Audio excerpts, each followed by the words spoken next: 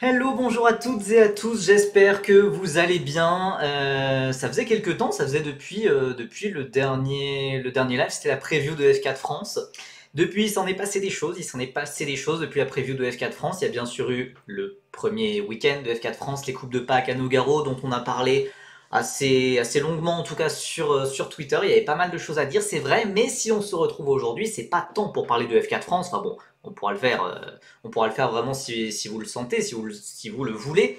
Mais on parlera surtout de l'actualité de la semaine. Et il y en a. Alors certes, il n'y a pas de course ce week-end, ou en tout cas pas de course de F2, de F3, de Freka. Ouais, 9 jours que j'ai pas stream, aïe aïe aïe, aïe aïe aïe. En même temps, il n'y avait pas grand chose à stream, et aussi j'avoue que j'ai pas été chez moi, j'ai pris un peu de vacances, donc là voilà, on est de retour. Malheureusement, voilà, les formules de promotion ne sont pas totalement de retour. Pas de F2, pas de F3, pas de Freka ou que sais-je ce week-end. En fait, pour être honnête, il n'y a pas grand-chose. Hein. Chez les jeunes, là en ce moment, il y a juste de la USF Pro 2000, de ce genre de formule américaine, formule de promotion d'IndyCar qui reprennent en ce moment. On va pas trop s'y attarder, mais par contre, on va quand même parler de l'IndyCar. On va quand même parler des États-Unis parce que vous l'avez peut-être vu, c'est pas encore une nouvelle, c'est pas encore une information officielle, mais on pourrait bientôt avoir Théo Pourchaire en IndyCar. Alors, attendez, je rebouge un peu le chat histoire qu'on voit bien les noms. On pourrait avoir Théo Pourchaire en IndyCar, le champion de Formule 2, le pilote de réserve Sauber Kickstake. Voilà, c'est un peu voilà, la rumeur très comment dire, la rumeur qui gonfle, c'est ça, dans le paddock. Alors qu'il est déjà engagé en Super Formula cette année, on le rappelle. Donc ça, on va beaucoup en parler de Théo Pourchaire, qui fera potentiellement ses débuts en IndyCar. On parlera aussi de la Freca, hein, on le voit à l'image évidemment, la Freca, il y a eu les premiers essais collectifs cette semaine à Barcelone, avec notamment Enzo Dellini, Evan Gilter, Théophile Nael, et voilà, tous les Français, tous les pilotes titulaires étaient au rendez-vous. Là, c'était vraiment les essais officiels de Freca, et donc il y a déjà quelques premiers enseignements. Il y a des Français qui ont démarré mieux que d'autres, il y a des équipes qui ont démarré mieux que d'autres. Donc là encore, il y aura pas mal de choses à dire. Et aussi, alors on le voit pas la première, sur la une du PowerPoint que j'ai fait, mais on parlera aussi de la situation chez Racing Bulls. Car chez Racing Bulls, vous avez peut-être suivi les essais libres, vous avez peut-être un peu suivi les essais libres, hop, mais il y a eu Ayumu Iwasa, donc Ayumu Iwasa, pilote Red Bull Junior, qui était dans la Visa Cash App Racing Bulls de Daniel Ricciardo. C'était juste pour les séances d'essai libre 1. C'était plus commercial qu'autre chose, mais quand même, ça a fait pas mal de jeunes pilotes qui gravitent autour des sièges F1. On sait que chez Red Bull, il y a une grosse révolution qui est en cours actuellement. On ne sait pas jusqu'à quel point ira cette révolution, hein, entre Horner, Marco, Newey, Verstappen, qui sont un peu les quatre piliers de Red Bull. Il pourrait y avoir certains de ces piliers qui pourraient partir, mais même en dehors de ça, on sait que les sièges de Perez, les sièges de Tsunoda, les sièges de Ricciardo sont un peu constamment en danger. Et il y a des pilotes qui gravitent autour de Red Bull. Alors il y a évidemment des pilotes qui peuvent être libres sur le marché, comme ça on pense à Carlos Sainz, mais il y a aussi des pilotes pour l'instant en F2 ou dans des formules de promotion comme Liam Lawson qu'on a vu l'an dernier, comme Ayumu Iwasa ou comme évidemment, vous l'avez bien deviné, Isaac Hadjar. Merci à ceux qui sont déjà là présents dans le chat. Salut à ceux qui rejoignent. Marta Garcia, elle a fini où? J'ai pas vu. Marta Garcia, faudra pas avoir des attentes trop hautes. En vrai, non, en vrai, c'était pas ridicule. En vrai, c'était vraiment pas ridicule, mais c'est derrière ses coéquipiers, quoi. C'est derrière ses coéquipiers, ça joue pas du tout le top 10, ça jouera peut-être le top 20. Voilà, on en reviendra. On va commencer. Isaac Hadjar fera un bon pilote de Formule E. Alors écoute, vu le début de saison, pour l'instant, Isaac, il a pas l'air de partir sur de la Formule E, hein, si tu vois ce que je veux dire. Écoutez, on va commencer ce magnifique PowerPoint avec tout simplement un bilan, un peu sur Théo Pourchaire, où il en est notre petit Frenchie. Formule E avec Victor, tiens, avec Victor Martin. Pour Victor Martins, surtout au niveau des débuts de saison, la Formule E, ça peut totalement être une opportunité pour Victor Martins, hein. Il a déjà fait des tests, il a déjà fait des rookie tests avec Nissan. On sait les liens qu'il existe entre Nissan et le groupe Renault. Victor Martins, en Formule E, sur le court, moyen, long terme, c'est pas impossible. Ça serait triste car honnêtement, moi je continue de persister qu'il est dans une... Voilà, qu'il pourrait potentiellement aller en F1, mais malheureusement le début de saison a l'air assez compliqué. Le début de saison a l'air assez compliqué, la saison est encore longue pour Victor, mais va peut-être falloir commencer à penser à des plans B selon comment les prochaines courses vont pour Victor. En tout cas, la Formule 2, ça pourrait se faire. Merci beaucoup à Homero pour son Prime, c'est son 6e mois, c'est énorme, c'est énorme. Franchement, merci énormément à toi. Flemme de voir Martin en FE. Bah, j'avoue que moi, la FE, je regarde plus trop, donc il me fera peut-être re-regarder à nouveau. Je préférais qu'il aille en endurance qu'en FE. Je sais pas. Après, c'est vrai que bah, de toute façon, en endurance, on peut imaginer assez facilement qu'il peut y avoir des baquets pour lui chez Alpine. Les essais à Barcelone, j'espère, vont aider ART. Ouais, bah, il va falloir. Il va falloir aider ART. Après, ART a l'air de progresser. À Melbourne, c'était moins pire qu'à Bahreïn et Jeddah. Il y avait du mieux, donc voilà. Hors sujet, mais Yanni dans le paddock, il a une dégaine aura visuelle à la Pourchère. Je trouve vraiment pas. Après, parce que j'ai vu les petits débats là, puisqu'il y a Nitram Nitrin qui est là, j'ai vu Steven Hayden supérieur à Pourchère, c'est vrai que non, quand même. Steven supérieur à Adjar, ah oui, carrément. Steven Hayden, ça fait un excellentissime début de saison en F4 française. Par contre, dégaine aura visuelle à la Pourchère, j'avoue que, à part le fait qu'il soit grand, je. À Natoon28 qui parle d'un petit retour de l'A1 Grand Prix. Alors c'est vrai, moi j'ai jamais connu ça, je suis pas si jeune non plus, mais ouais, c'était un grand championnat des nations hein, où la France était représentée entre autres par Alexandre Prémat, peut-être Sébastien Bourdet, je sais pas si Bourdet a fait l'A1 Grand Prix, il a fait la Super League Formula, mais bref, voilà, c'est un championnat des nations avec des monoplaces. Alors c'est vrai que j'étais très jeune pour vraiment tout comprendre. Nicolas Lapierre, oui, Nicolas Lapierre exactement, mais voilà, ça serait merveilleux. Franchement, s'il pouvait y avoir là un Grand Prix qui revenait d'outre-tombe, ça serait assez merveilleux. Et je pense que la France aurait ses chances. Où en est Théo Pourchère Lapierre, il n'y en a pas deux. Mais attends, il n'y avait pas Préma? Il n'y avait pas Alexandre Préma, c'est tout? Bonsoir Percy, tu vas bien? Me demande Kimi63. Écoute, je vais bien, même si c'est un week-end assez calme en Formule 2 promotion. Il y a des choses à dire. C'est pour ça que je fais un live. Hein. Sinon, si j'avais rien à dire, j'aurais pas fait live. La pierre, il n'y en a pas deux. Oh, je suis trop bête. Oh, d'accord, ouais. Oh là, je l'avais pas. Bref. Nous disions, où en est Théo Pourchère? C'est la grosse info, la grosse rumeur de la semaine. Théo Pourchère qui pourrait aller en IndyCar. C'est peut-être un peu plus qu'une rumeur, car voilà, Théo Pourchère a été à Indianapolis. Il a fait des stories Instagram, il a fait un tweet en disant yeah, Indianapolis c'est trop cool et tout machin, America tout ça très cool. On a vu la lumière s'allumer dans son cerveau quand il a compris, c'était exactement ça. Donc oui, il y a des rumeurs pour une pige en IndyCar.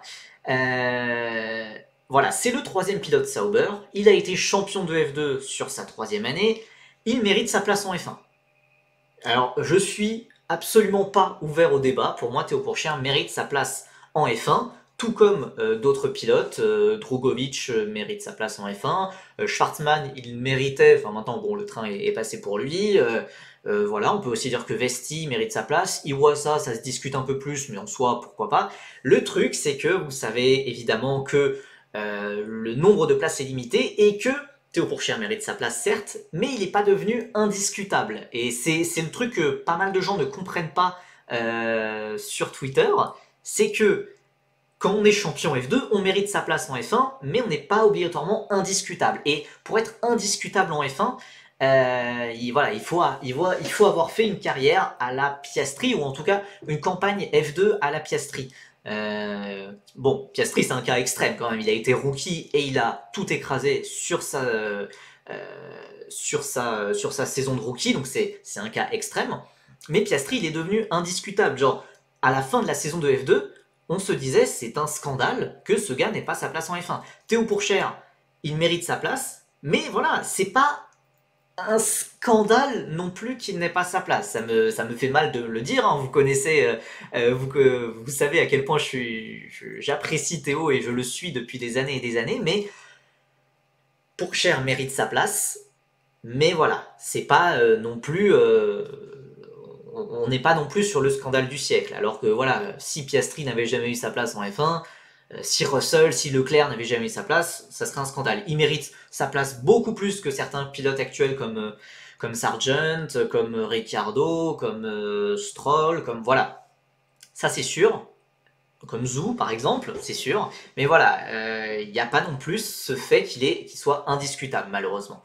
Et donc, il a pris le pari, même Pérez. Oh, Pérez c'est particulier quand même. Pérez, c'est très dur à juger. Hein. Pérez en étant dans la Red Bull numéro 2, sa hype est tellement redescendue depuis son titre alors que ça aurait dû être le début de quelque chose justement. Ouais, mais dans quelle équipe il mériterait une place réalistiquement? Ah bah, l'équipe où il mériterait sa place, ça serait Sauber. Puisque Sauber, Bottas, Zhou, il n'y en a aucun des deux qui est transcendant. T'as un petit jeune dont t'as financé la carrière depuis la F4, ça paraît logique qu'il aille chez Sauber. Le truc, c'est que le timing est désormais catastrophique. S'il y avait un moment pour le... Enfin, en fait, il y a eu plusieurs moments. Le meilleur moment en soi, ça aurait été 2022, mais je peux comprendre qu'on ait considéré que Pourchaire n'ait pas été assez près. Mais voilà, 2022, 2023, mais là surtout 2024, c'était la dernière chance ou jamais. Pourchaire ne peut plus arriver en F1 en 2025. Maintenant, avec Audi qui arrive, voilà, Audi, on sait qu'ils veulent à tout prix Carlos Sainz. Ils ont fixé un ultimatum à la mi-avril, donc on va s'en rapprocher. Ils cherchent Hülkenberg, puisque c'est un pilote allemand expérimenté qui offre plein de garanties. S'ils n'ont pas Sainz, on peut s'imaginer qu'ils tenteront de recruter un top pilote, ou peut-être pas top pilote, mais peut-être la catégorie un poil en dessous du genre Ocon, puisqu'on sait aussi qu'ils étaient intéressés par Ocon, même si on en parle un peu moins ces dernières semaines. Donc voilà, ça va être très compliqué. Audi, ils ont des pilotes qui sont très logiquement devant Pourchaire dans la hiérarchie de n'importe quel décideur d'équipe. C'est normal. Et c'est vrai que la dernière micro-chance qui existait, c'était de faire une Gasly. C'était de faire une Lawson, enfin plutôt une Gasly en fait, puisque c'est-à-dire que Gasly, il était parti en Super Formula après son titre en GP2, et il avait fait deuxième, il avait fait des victoires, il méritait même le titre, hein. La dernière course a été annulée, alors que voilà, Pierre Gasly revenait sur le leader du championnat, Tomoki Nojiri, je pense. Euh, donc voilà, et grâce à ses performances en Super Formula, Pierre Gasly, il a pu aller chez Toro Rosso en toute fin d'année 2017. Et ensuite, il a eu la carrière qu'on connaît. Liam Lawson, c'est un peu ça. Après sa carrière en F2, bah ouais, ok, il peut mériter sa place, mais bon, de loin quoi. Il a fait troisième. Il a fait troisième sur sa deuxième année quand Pourchaire faisait deuxième sur sa deuxième année. On le rappelle. Lui, Lawson est parti directement en Super Formula et il a bataillé pour le titre, il a fini deuxième. Deuxième ou troisième. Sa chance, c'est que Zhou ou Bottas ait une diarrhée et que Pourchaire les fume. Ouais. Non, mais c'est ça, c'est qu'il y a un Covid, c'est qu'il y a une appendicite, c'est qu'il y a un truc comme ça, mais voilà, il faut le bon timing, il faut la bonne chance au bon moment. Et comme le dit Vettelspin, c'est exactement ça. Gasly et Lawson étaient chez Mugen et pas chez Impul. Mugen c'est une équipe Honda, c'est un peu le top team de Honda vu qu'il est lourdement soutenu par Red Bull. Et donc Red Bull a logiquement placé Gasly, ils ont placé Lawson là-bas, puis ils ont placé récemment, cette année, Ayumu Iwasa notamment.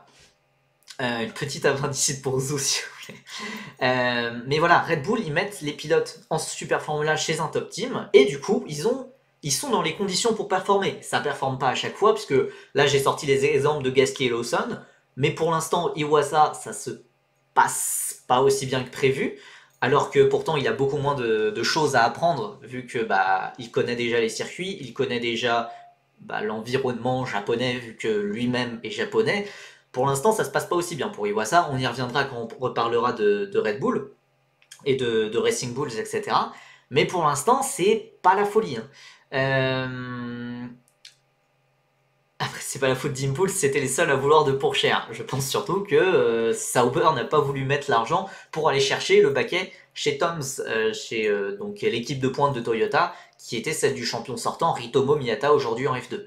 C'est aussi passé sous silence que Théo a mis 4 dixièmes à son coéquipier en qualif. Alors, oui, et même, enfin, le rythme en fait, le rythme de Théo était ok. En fait, si on le compare par rapport à son coéquipier, même Théo Pourchère a fait un bon premier week-end. Le souci, c'est que ça a été une catastrophe, qu'il y a eu une erreur en début de course qui l'a relégué au fond de grille directement. Et c'est dommage puisque les essais libres avaient été d'abord assez positifs. Et ensuite, ça s'est dégradé. Voilà, dès les qualifs, on a vu qu'il n'a pas réussi à passer en Q2. Enfin, dans la deuxième moitié, dans le top 12 en fait.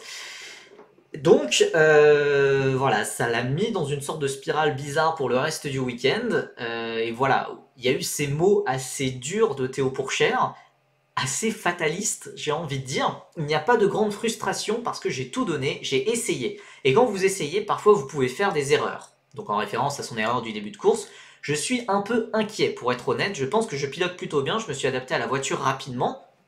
Et sur ça, je suis plutôt d'accord en tout cas de ce qu'on voyait aux essais libres. Il jouait le top 5. Je vais travailler avec l'équipe pour comprendre la voiture, les pneus, pour améliorer la performance parce que nous sommes vraiment loin du rythme. Alors, donc ça, c'est un tweet d'Off-Track qui reprenait une interview d'Autosport et Motorsport.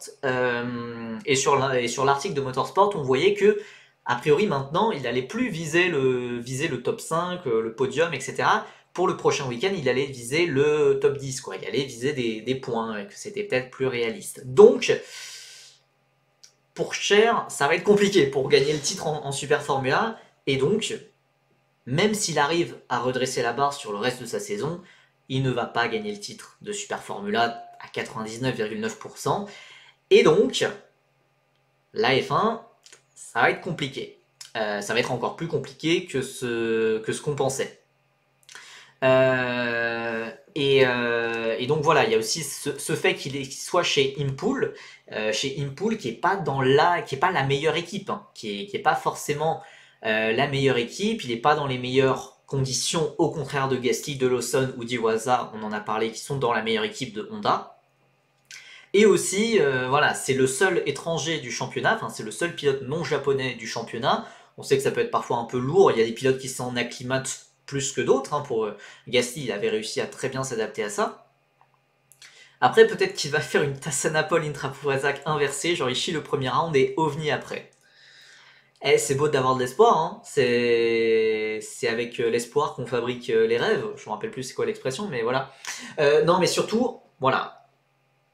Théo Pourchère a été à Indianapolis cette semaine. Ça, c'est un fait qui est avéré. Maintenant, ce dont on a l'impression, c'est qu'a priori, Théo Pourchère, il n'a pas fait du tourisme. Il n'a pas fait du tourisme à Indianapolis. Il a visité quelques installations. Et alors, même si j'ai pas mis à jour exactement le diapo, il a a priori piloté dans le simulateur de Chevrolet. Chevrolet qui n'a pas d'équipe en IndyCar, mais qui est l'un des deux motoristes en IndyCar avec Honda.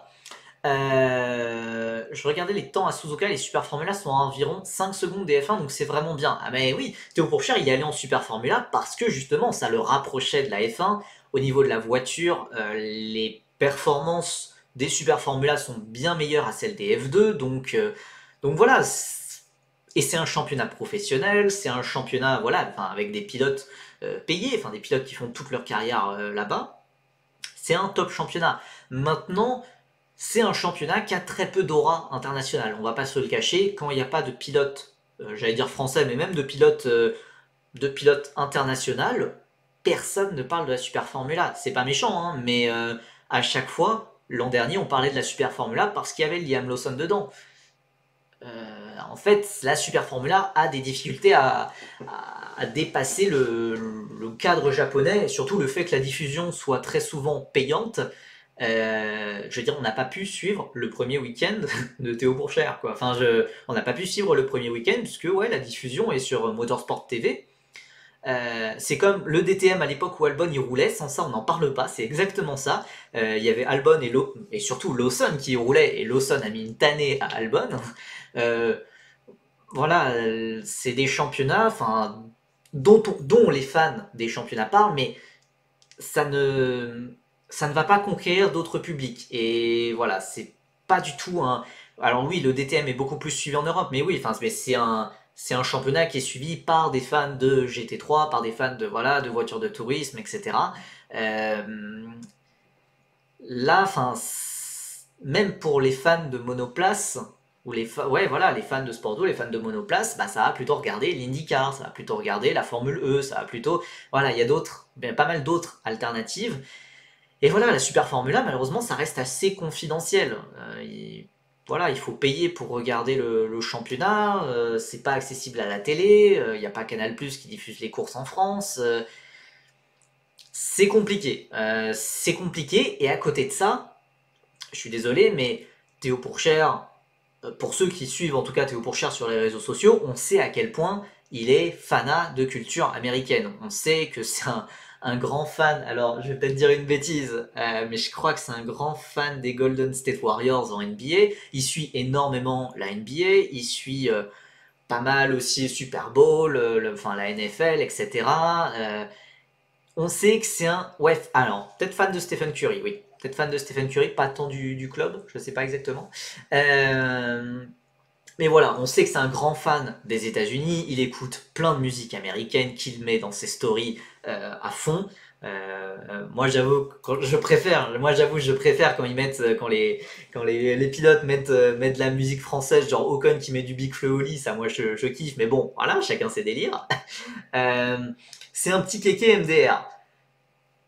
C'est un fan de culture US. Donc, moi, je pense qu'il peut totalement s'intégrer, kiffer sa life aux États-Unis en IndyCar. Et voilà, l'IndyCar, c'est pas du tout comme la Super Formula. C'est un championnat international qui est suivi, je vais pas dire partout dans le globe, c'est pas du tout la même aura que la F1, hein, on va pas se le cacher, mais derrière la F1, en monoplace, c'est ce qui se fait de mieux.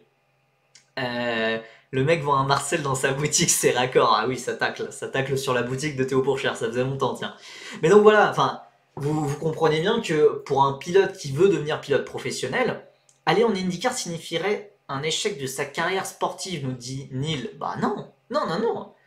L'IndyCar, c'est un top championnat international. Et alors c'est vrai que par rapport à ce qu'on prévoyait pour lui en 2019, en 2020, même en 2021, ne pas le voir en F1, ça serait un échec, certes. Maintenant, voilà, de façon plus réaliste, quand on se reconcentre dans le présent, aller en IndyCar, ça serait vraiment top. Enfin, ça serait vraiment top. Voilà, pour moi, derrière la F1, c'est ce qui se fait de mieux en monoplace. Il y a des pilotes de toutes les générations. Il y a des jeunes pilotes, il y a des pilotes qui ont gagné, qui ont fait de nombreux podiums en F1, qui sont passés par la F1, qui ont remporté des titres en endurance en Amérique du Nord ou au Mans, qui ont gagné évidemment essentiellement d'Indianapolis. Enfin, il y a pas mal de légendes. Alors certes, ça équivaut peut-être pas à des Hamilton ou des Alonso, Verstappen, voilà. C'est pas ce niveau-là, mais quand même, je pense qu'on doit avoir certains des plus grands pilotes de sport auto actuellement. C'est une question dans la mesure où depuis toujours on le voit en F1, mais lui ça a toujours été son rêve, d'autant qu'il a à peine 20 ans, j'espère juste qu'il le vivra pas mal. Je pense que quand même il a assez de recul sur la façon dont sa carrière a été gérée par Sauber. Après Lundgaard et Armstrong, ART F2 c'est la voie royale vers l'IndyCar. C'est vrai que j'y avais pas pensé pour Lundgaard et Armstrong. Je sais pas ce que tu en penses, mais je trouve que l'IndyCar stagne un peu. Je trouve que ce championnat aurait besoin de nouveautés. Ouais, carrément. Carrément. Bah, c'est pour ça d'ailleurs qu'il y a toujours bon, des rumeurs plus ou moins ubuesques de Ferrari qui serait peut-être un troisième motoriste en IndyCar, de Prema qui va peut-être arriver. Euh, et le championnat stagne un peu, je suis d'accord. Je suis d'accord et les audiences progressent pas spécialement. Euh, je suis d'accord. Je suis d'accord, mais au niveau, enfin, sur le niveau compétitivité du plateau, sur le niveau international, sur le fait que bah, c'est un championnat qui est suivi en France, l'air de rien, c'est voilà, c'est pas autant que la F1, c'est peut-être même moins que la F2. J'avoue que je sais pas exactement les chiffres d'audience de Canal entre la F2 et l'IndyCar. Mais voilà, c'est des championnats qui sont. C'est un championnat qui est vraiment suivi, l'IndyCar. Alors certes, ça stagne un peu et ça n'a pas non plus le soutien de la FIA. Hein. Sans le soutien de la FIA, c'est compliqué de se développer. Et même, enfin voilà, moi j'ai l'impression que l'IndyCar est plus suivi que la Formule E, je pense. J'avoue que, en tout cas, moi c'est l'idée que je m'en fais. J'avoue que c'est l'idée que je m'en fais. Après, mais après, voilà, pour revenir à la question de Neil, il a à peine 20 ans, il débute en IndyCar. Il y a déjà eu des pilotes, ou en tout cas, voilà, c'est une chimère plus ou moins réalisable, des pilotes d'IndyCar qui vont en F1. Ça, c'est très rare. Mais honnêtement, je pense que Théo est assez réaliste sur comment sa carrière a été gérée, sur le fait que voilà, là, il n'y avait pas de place en F1, qu'il y a un mauvais timing, etc. Honnêtement, s'il monte jamais en F1, le meilleur pour lui, c'est l'IndyCar. C'est l'IndyCar ou la Formule E, mais moi je suis vraiment très très peu la Formule E, donc j'avoue je préfère plutôt l'IndyCar. Mais voilà, enfin IndyCar, Formule E, voilà, des championnats de monoplace. Ça peut être considéré comme un échec si on repense à la réputation qu'il avait il y a 2-3 ans. Mais là maintenant, je sais pas si vous traînez un peu sur les réseaux sociaux, mais il y a des gens qui le détestent à un point incroyable, qui le trouvent surcoté, mais genre, je sais pas pourquoi, je sais pas pourquoi, mais ce gars se prend une haine énorme, injustifiée, et genre, comme si c'était un pilote qui avait rien à faire, qui avait aucun avenir dans le sport auto professionnel. Je trouve ça hallucinant. Le gars est champion de F2 à 20 ans. Le gars est champion de F2 à 20 ans, sur sa troisième saison, certes, mais champion de F2 à 20 ans, il n'y a que Russell, Leclerc et Piastri qui l'ont fait. C'est des faits. Pour moi, c'est un pilote dont on a brûlé les ailes beaucoup trop vite et qui n'était pas assez prêt pour vraiment performer en F2, ou en tout cas performer sur la durée. Voilà, le plus gros problème de la carrière de Théo, c'est son entourage. Ouah, je sais pas, hein, je sais pas.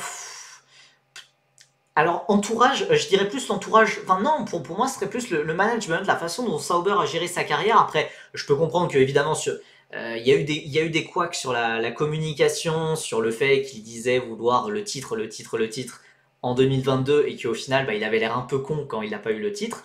Certes, mais en tout cas, en 2023, j'ai trouvé ça mieux. Alors, bon, certes, il y avait toujours des petits couacs en mode, voilà, la roue tourne à tourner, quoi. Pour ceux qui ont la ref, mais je, je, je pense pas que l'entourage proche, en tout cas de Théo, soit si problématique pour ça. Pour moi, c'est juste le problème de comment sa carrière a été gérée. Après, quand tu fais deuxième de F3, tu peux pas repiquer en F3, tu es obligé de monter en F2. Ouais, je suis d'accord, mais enfin, je me répète beaucoup entre les lives, mais je sais que, enfin, pour moi, c'était après la F4 allemande, il fallait tout simplement aller en Formule Renault. Il fallait aller en Formule Renault. Pour apprendre beaucoup plus de choses qui lui auraient servi pour la F2. Pour moi, Sauber a chié tout simplement. Ouais. Et surtout, ils n'ont pas du tout préparé l'avenir, ils n'ont rien fait, Il aurait peut-être pas dû tripler en F2, genre la Super Formula en 2023, bah alors ça c'est ce que je défendais. Mais après, la Super Formula, oui, mais dans des bonnes conditions. C'est-à-dire comme Lawson l'a fait avec Mugen, comme Gasly l'a fait, comme voilà. Là, je suis pas sûr qu'il soit dans les meilleures conditions pour performer. Ouais, il aurait fallu que ça soit dans un top team. Mais donc voilà, il y a cette grosse rumeur de Théo Pourchaire qui pourrait faire ses débuts en IndyCar. Alors, j'ai fait ce diapo hier. Entre-temps, depuis, les rumeurs se sont précisées. Les rumeurs se sont précisées puisque, alors on savait, enfin en tout cas en fin d'année dernière, il y a Théo Pourchaire qui avait eu des problèmes, je lisais le commentaire de Neil. Non, Théo Pourchaire n'a pas eu de problème. Théo Pourchaire a eu des discussions pour aller chez Delcoin Racing dans la voiture 51. Donc il a déjà discuté avec eux. Donc on se disait, est-ce qu'il peut aller chez eux? Ça pouvait se faire. Le problème de Delcoin, c'est que c'était une voiture Honda et que Bah, Honda, enfin, actuellement en Super Formula, Pourchaire pilote chez Impul, qui est Toyota, donc Toyota versus Honda. Bon, ça s'est déjà fait, hein. Enfin, ça s'est déjà fait, des pilotes qui roulent pour deux constructeurs rivaux. Euh, voilà, en tout cas, c'est un baquet qui est libre. Voilà, donc on pensait naturellement à ça. Mais il y a aussi un baquet beaucoup plus intéressant qui est pour l'instant vacant, avec David Malukas, qui était originellement chez McLaren dans la numéro 6, McLaren Chevrolet, qui est toujours blessé. Je crois qu'il s'était blessé lors d'une sortie en VTT en février environ. En février, qui est toujours blessé. McLaren avait fait appel à Callum Ilott, qui avait déjà roulé, qui avait déjà une ou deux saisons en IndyCar chez Juncos. Sauf que Callum Ilott ne sera pas disponible pour le week-end prochain, vu qu'il sera en WEC aux 6h d'Imola, aux 6 heures d'Imola. Et que donc, si Malukas n'est toujours pas dispo, il faut quelqu'un dans cette McLaren numéro 6. Et a priori, de ce qui se dit par-ci, par-là, par des gens très bien informés sur l'IndyCar, c'est-à-dire pas moi, puisque moi je ne suis pas spécialement bien informé sur l'IndyCar de façon générale. Théo Pourchaire, il a été à Indianapolis et a priori il a testé le simulateur de Chevrolet pour McLaren tout simplement, et qu'a priori il serait l'option numéro 1 pour rouler dans la McLaren numéro 6 à Long Beach, donc qui est la prochaine manche d'IndyCar. Et donc, voilà, ça me fait dire que clairement, Théo Pourchaire, même s'il ne fera pas toute la saison d'IndyCar, qui va peut-être faire des piges par-ci par-là, peut-être une fois chez McLaren, peut-être une fois chez Delcoin à un moment, peut-être par-ci par-là, et tout simplement préparer son avenir pour qu'en 2025, il aille en IndyCar. Alors certes, c'est pas la F1, mais en attendant, actuellement, honnêtement, il n'y a aucun monde, où Théo monte en F1 malheureusement. Il quitte quand l'Académie Sauber du coup? Bah je sais pas, parce que même là, enfin je suis même pas sûr que Sauber finance sa saison 2024. Hein. Ils ont financé à 100%, et pour moi ça c'est le plus gros problème de l'Académie Sauber, ils ont financé à 100% la saison de Pourchaire. Pourchaire a gagné le titre, les pilotes ne donnent pas vraiment satisfaction. Au bout d'un moment, je suis désolé, enfin voilà, tu ne finances pas la carrière d'un pilote à 100%, la saison de F2, donc ça veut dire 2-3 millions, si t'as pas de plan pour lui, Sauber aime jeter de l'argent par les fenêtres, faut pas chercher plus loin, il n'y a aucune logique. Bah c'est vrai que je commence, enfin pour moi c'est ce que je me dis, c'est ce que je me dis. Bon bah Maloukas, rien de personnel, mais j'espère que ton rétablissement soit pas si rapide que ça. Homero, ok, mais il ira en IndyCar avec quel argent? Bah après, Théo Pourchaire, il n'est pas à plaindre hein, non plus. Enfin, je veux dire, Théo Pourchaire, il n'est pas pauvre. Alors, il est pauvre pour la F1, à lui tout seul, enfin voilà, il n'a pas l'argent de Zou, il n'a pas l'argent de Stroll, il n'a pas l'argent de... je vais dire d'autres pilotes, mais qui, eux, ont beaucoup plus de talent, style Norris, etc. Mais Théo Pourchaire, il vit bien, hein. Il vit bien le garçon quand même. Enfin, il est clairement pas à plaindre. C'est pas du tout un pilote payant, mais il peut totalement, il peut totalement s'offrir un baquet, pas en F1. Mais voilà. L'IndyCar, c'est comme la F2. Là-bas, il sera pas payé. Je pense que ça dépend pas mal du contrat. Je pense que ça dépend pas mal du contrat, mais en IndyCar, normalement, les pilotes sont pros, les pilotes sont professionnels. Normalement, ils sont payés. Delcoin n'a pas d'argent, donc ils vont chercher des pilotes avec de l'argent pour moi. Oui, non, mais voilà, il y a des pilotes qui amènent plus ou moins d'argent, et il y a des pilotes, il y a des pilotes qui sont, il y a des pilotes qui sont payés. Genre par exemple, beaucoup de pilotes, genre honnêtement, Romain Grosjean, ça m'étonnerait qu'il paye pour rouler en IndyCar ou je sais pas, Simon Pagenaud à l'époque ou pour prendre des exemples internationaux, Colton Herta ou que sais-je encore. Honnêtement, je ne sais pas exactement quelle serait la situation de Théo Pourchaire à ce moment-là. Peut-être pour faire des piges, des piges comme ça, c'est peut-être lui qui paierait. Mais en vue de préparer un programme à temps plein en 2025 où là il serait payé. C'est comme ça, C'est comme ça que je vois. En tout cas, s'il y a quelque chose qui se fait en IndyCar, ça sera clair, il y aura clairement plus du tout de soutien de Sauber. Et je pense que Sauber arrêtera de le financer, Pourchaire ne sera plus dans l'académie Sauber l'an prochain. Ça n'a plus aucun sens.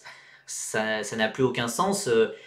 Pour moi, Sauber le gardait juste pour qu'il fasse les 2 séances d'essais libres obligatoires pour les rookies, vous savez. Sauf que maintenant, il y a aussi Zen Maloney qui arrive, donc Sauber a réussi à perdre Pourchaire et Aylott en 3 ans. Merveilleux. Ouais, non, l'académie Sauber, c'est quelque chose quand même. Hein. C'est quelque chose.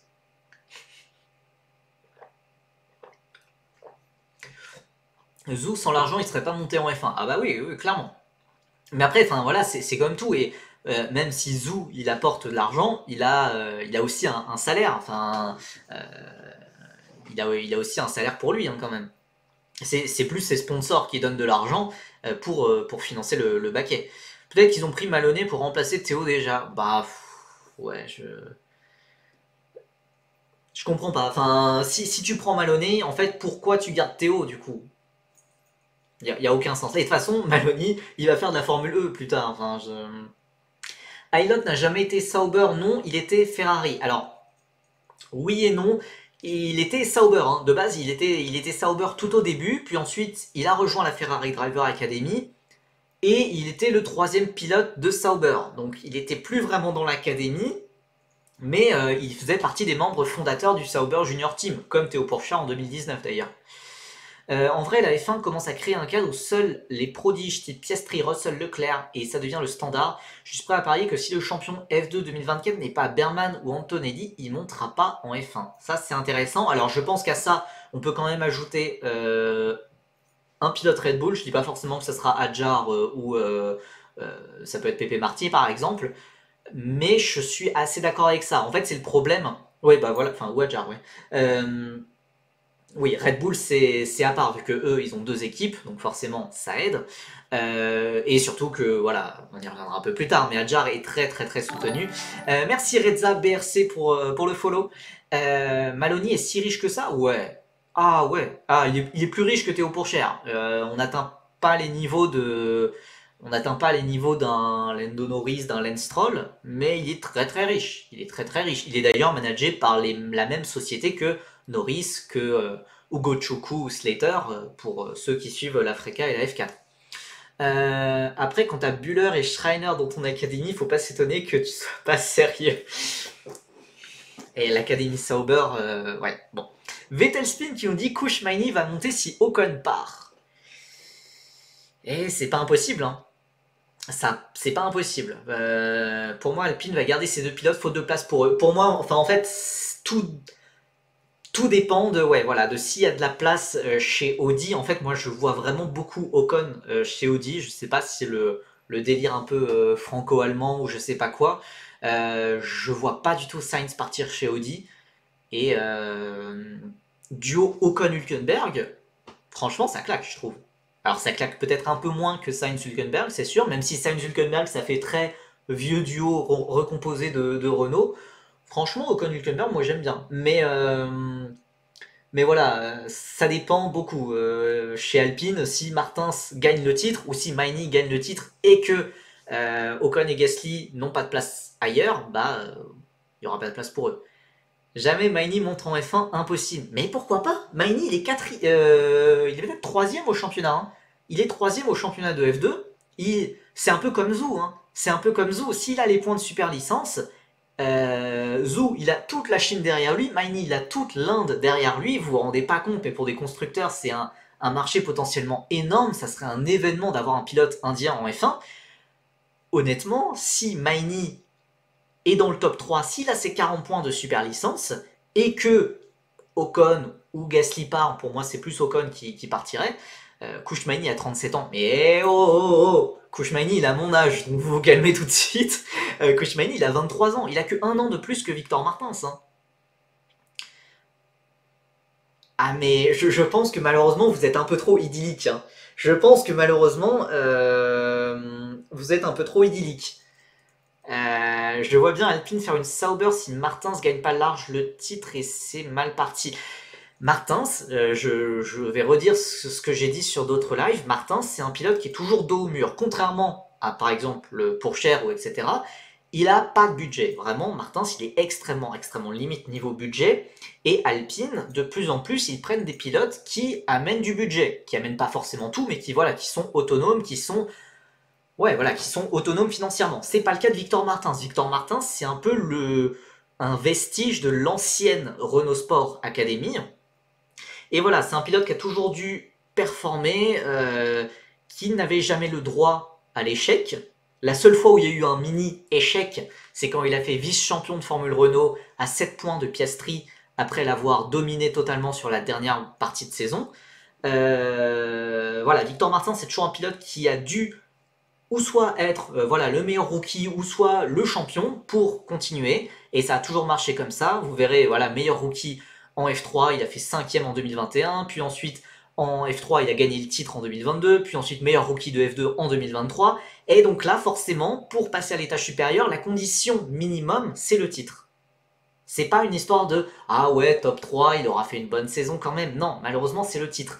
Et pour moi, voilà, quand on parle des futurs pilotes à monter en F1, Martins a beaucoup plus besoin du titre que Isaac Hadjar, parce que surtout Isaac Hadjar, il est dans une campos, etc. Il a eu 36 000 problèmes mécaniques à Jeddah, il a eu de la malchance, etc. Il y a 36 000 raisons qui font que Red Bull excusera à Hadjar de ne pas être champion.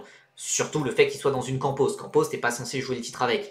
Alors que voilà, Martins, c'est un pilote qui a toujours dû performer à chaque année, voilà, si Martins avait fait une saison comme Isaac en 2023, Martins, il serait plus du tout dans le giron alpine, ça c'est sûr. Donc voilà, Martins, il doit être champion, et honnêtement, est-ce que le marché indien va soutenir Maini? On a vu que Zhou est pas tant soutenu que ça par les investisseurs chinois. Alors, je sais pas à quel point le marché indien va soutenir Maini, mais en tout cas, il y a des milliardaires qui peuvent être prêts à soutenir Maini. Il y a des projets d'un Grand Prix d'Inde qui sont plus ou moins en discussion, Il y a des... Voilà, il y a... L'Inde suit en tout cas la F1 de loin. Et s'il y a un pilote qui se ramène, je pense que... voilà. Après, pour Zhou, je pense que c'est un peu particulier. Il a eu la malchance d'arriver... Oh frère, un follow là. Enfin, je sais pas, je sais toujours pas comment on fait pour supprimer les messages là. J'arrive pas à le faire moi depuis mon... Bref. Si ma merveilleuse modératrice passe ici, voilà, qu'elle fasse le nécessaire si elle peut. Merci beaucoup. Waouh. Eh bien, merci beaucoup à Dr Hello, la boss. Bref, voilà, donc oui, Zhou, malheureusement, il a eu la malchance d'arriver en F1 en pleine période Covid, donc c'est-à-dire quand la Chine n'avait plus de lien avec la F1. Vous vous rendez compte quand même, le gars, il est arrivé en 2022, il a toujours pas eu de Grand Prix à la maison, alors que le Grand Prix de Chine est prévu tous les ans. Donc voilà. Martins reste toujours devant Maini et Douane même sans gagner le titre. Ah mais je pense pas. Je pense pas. Hein. Je pense vraiment pas. Je pense vraiment pas, car il y a des choses financières, et surtout, c'est horrible. Hein. Pour moi, Martins mérite beaucoup plus que Maini et Douane. En attendant, voilà, il a la malchance d'être un pilote français. Et ça, les pilotes français, Alpine en a déjà 2. Dans l'hypothèse d'un départ d'Ocon ou Gasly, ils en auront déjà 1. Ça fait beaucoup plus de sens de prendre un autre pilote. Voilà, et surtout, je suis désolé, mais il faut regarder le début de saison de F2. Et sur le début de saison de F2, Maini, il est en train d'éclipser Martins et Douane d'une force. Donc, voilà. Douane, pour moi, c'est beaucoup trop juste. Pour Douane chez Alpine, c'est beaucoup trop juste. Genre, si Alpine s'abaisse à prendre Jack Douane, qui a fait 3e ou 4e de F2 sur sa 2e année, et qui ne roule pas cette année, non, je pense pas qu'il soit oublié, mais vraiment, c'est vraiment le choix du si Maini performe pas en F2, si ça finit par flopper, s'il y a Ocon et ou Gasly qui partent, et que Alpine est tellement à la rue qu'il y a vraiment personne qui veut aller chez eux, Douane peut être une bonne option. Pourquoi il roule pas d'ailleurs? Bah, il se concentre sur son rôle de pilote de réserve. Douane est un mauvais choix pour Alpine, donc c'est donc probable. Bah voilà. Euh, ouais, je sais pas trop pourquoi il roule pas en WEC. Mais après, en WEC, les places étaient chères, hein, déjà. Enfin, les places étaient chères. Il y a quand même pas mal de pilotes très expérimentés en endurance qui roulent. Enfin, Douane ne méritait pas sa place par rapport aux pilotes, au line-up actuel, d'Alpine en WEC. Donc voilà, on a un peu dérivé. On a un peu légèrement dérivé. De base, on parlait de Théo Pourchaire. Donc voilà, Théo Pourchaire qui semble se diriger vers l'IndyCar. Je pense qu'on va peut-être, on aura peut-être des infos dans les jours, en tout cas semaines qui viennent. Voilà, le Grand Prix de Long Beach, c'est encore dans 2 semaines, donc il y a encore le temps. Mais voilà, Théo prépare la suite. Clairement, Pourchaire vient de follow McLaren Indy sur Insta. Ah, ça commence à sentir bon cette histoire. Ça commence à sentir bon. Putain, vous imaginez la dinguerie Pourchaire chez McLaren. Alors c'est peut-être en IndyCar. Mais voilà. Pour Cher, tellement intéressant qu'on finit par parler de quelqu'un d'autre quand on évoque la F1. Non mais oh oh oh. C'est très facile de faire des passerelles avec Martin, ce qui est dans une situation où il commence à être un peu bloqué. Mais voilà, enfin, pour Martins, voilà, il faut vraiment redresser la barre très vite. On a vu qu'il y avait un peu de mieux, il y avait du mieux à Melbourne. Mais voilà, il va falloir très vite marquer des gros résultats et avoir le titre. Pour moi, le titre, c'est la condition minimum pour espérer Victor en F1. Apprends à Yanni à faire des départs normaux. Oh, ça clash, ça clash. Bon, écoutez, on va peut-être passer à la suite. Et justement, en fait, la suite, c'est de parler du troisième français, en quelque sorte, après Pourchaire, après Martins. C'est pareil d'Isaac Adjar. Imaginez, Pourchaire fait une pige incroyable, McLaren le signe en Indy en 2025, il fait une saison incroyable et ils le prennent en F1, oui je rêve. Et tu t'avances beaucoup mon garçon quand même. Surtout que la pige qu'il va faire, enfin qu'il pourrait faire à Long Beach quand même, ça va être compliqué. Hein. Long Beach, c'est pas le circuit le plus simple pour démarrer, mais sait-on jamais. Donc voilà le deuxième sujet après Théo Pourchaire, la situation chez Racing Bulls. Et ça, c'est intéressant, puisque voilà, vous n'êtes pas sans savoir que, enfin, peut-être que vous avez loupé l'info, mais Ayumu Iwasa a roulé en essai libre ce matin, enfin tôt dans la nuit, pour la première séance d'essai libre avec la Racing Bulls de Daniel Ricciardo. Honnêtement, pour ceux qui se posent la question, pour moi, Ayumu Iwasa n'est absolument pas une menace pour Isaac Adjar. C'est plus de l'opération marketing qu'autre chose. Hein. Voilà, c'est le fait qu'on est au Japon, on est à Suzuka, il y a Tsunoda, il y a Iwasa qui est un bon jeune, qui est un très bon jeune, et qui pourrait mériter sa place en F1, beaucoup plus discutable que pour Théo Pourchaire, mais en soi, pourquoi pas. En soi, pourquoi pas. Mais voilà, absolument pas indiscutable. Et surtout, il y a le fait que Honda va partir. Honda va partir de Racing Bulls, de la famille Red Bull, en fin 2025. Donc pour la saison 2026, ça ira chez Aston Martin. Et honnêtement, de ce que j'entends,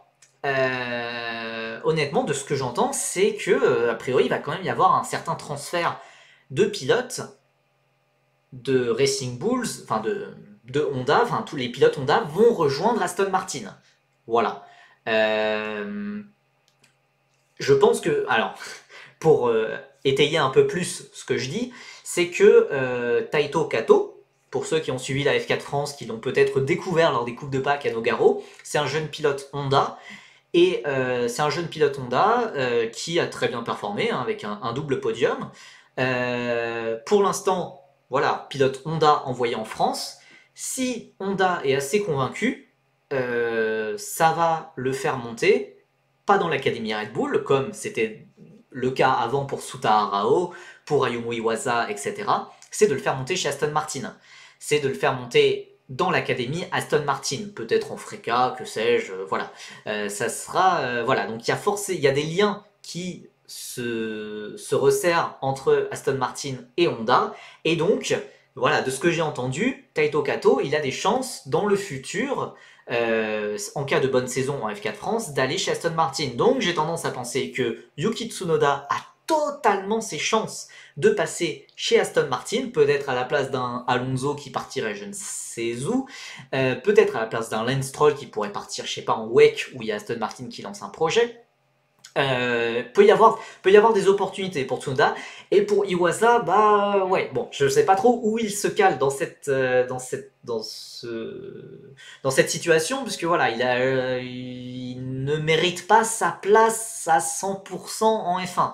C'est extrêmement discutable en tout cas, et surtout, pour l'instant, sa saison de Super Formula, où il est dans les mêmes conditions que Gasly, que Lawson, etc. Il est chez Mugen, il a en plus un avantage, il est japonais, il connaît les circuits, il connaît l'environnement japonais, il connaît la culture de travail japonaise, il connaît la langue japonaise. C'est un avantage énorme par rapport à Gasly et Lawson en 2017 et 2023. Sauf que voilà, pour l'instant, Iwasa, aussi bien en essai qu'en qualif, en course, ça n'a pas été bluffant. Il a fait 9ème sur sa première course. Voilà, malheureusement, je pense que pour Iwasa, c'était plus un cadeau. Enfin, cette séance d'essai libre était plus un cadeau qu'autre chose. Donc, ouais, voilà, c'est un coup marketing de Honda. Iwasa, de toute façon, il doit faire au moins aussi bien que Lawson en Super Formula pour être envisagé par Racing Bulls. Bah ouais, voilà, c'est le souci. Alors, certes, Iwasa a battu Adjar en F4 France. Certes, je vous rappelle quand même la taille, le physique d'Isaac Adjar à l'époque, où il était extrêmement petit. Alors, je pense qu'en 2020, c'était mieux. Mais en 2019, je rappelle que Isaac Adjar, il était tellement petit qu'il n'atteignait pas les pédales de frein. Il ne pouvait pas freiner à 100%. Donc, voilà, je ne sais pas si c'est la meilleure chose pour juger entre Iwasa et Adjar. Et surtout, Adjar, bah, voilà, il avait 15 ans. Iwasa en avait 18. Et Iwasa avait énormément roulé au Japon, etc. C'était un pilote extrêmement bien préparé, alors que Hadjar, à l'époque, il faisait pas partie de l'académie Red Bull, il avait très peu de budget, il n'a pas fait énormément de tests, loin de là. Il est toujours petit, je crois, il fait pas le mètre 70. Il y a moyen qu'il fasse pas le mètre 70. Hein. Il reste toujours petit, mais genre comme Felipe Massa, il est petit, tranquille, ça va, il a pu faire une carrière et louper un titre de champion du monde. Ah, Radmaker, c'est petit. Ah, j'ai jamais remarqué. En tout cas, je me suis jamais fait la remarque. Mais donc voilà. Après, vous vous rendez compte qu'il y a quand même, il y en a d'ailleurs qui l'ont remarqué. Il y a quand même un petit souci puisque voilà, si Lawson prend la place de Ricciardo, alors je m'avance peut-être un peu, mais Ricciardo est un peu en perdition sur ses premiers Grands Prix, on va pas se cacher, il est battu à plat de couture par Yuki Tsunoda sur les 3 premiers Grands Prix, aussi bien qualif que course. Donc, voilà. Malheureusement, je pense que ça va être compliqué de rester en F1 très longtemps. Si Nick De Vries, qui était rookie, n'a eu que 11 Grands Prix, je vois pas comment Ricciardo peut finir la saison s'il continue des performances comme ça. Après, les pilotes grands sont jamais très rapides à part Robert Dehaene. Ah, Robert Dehaene, dans mon cœur ça. Et puis il y en a d'autres comme Hugo Choco qui est pas mal non plus. Bref, on s'égare. Ricciardo, donc voilà, ça devient de plus en plus compliqué. Honnêtement, il y a eu un ultimatum, il y aurait eu un ultimatum de la part de Helmut Marko envers Daniel Ricciardo de 2 Grands Prix. S'il ne performait pas sur les 2 prochains Grands Prix, ça dégageait. J'ai tendance à y croire.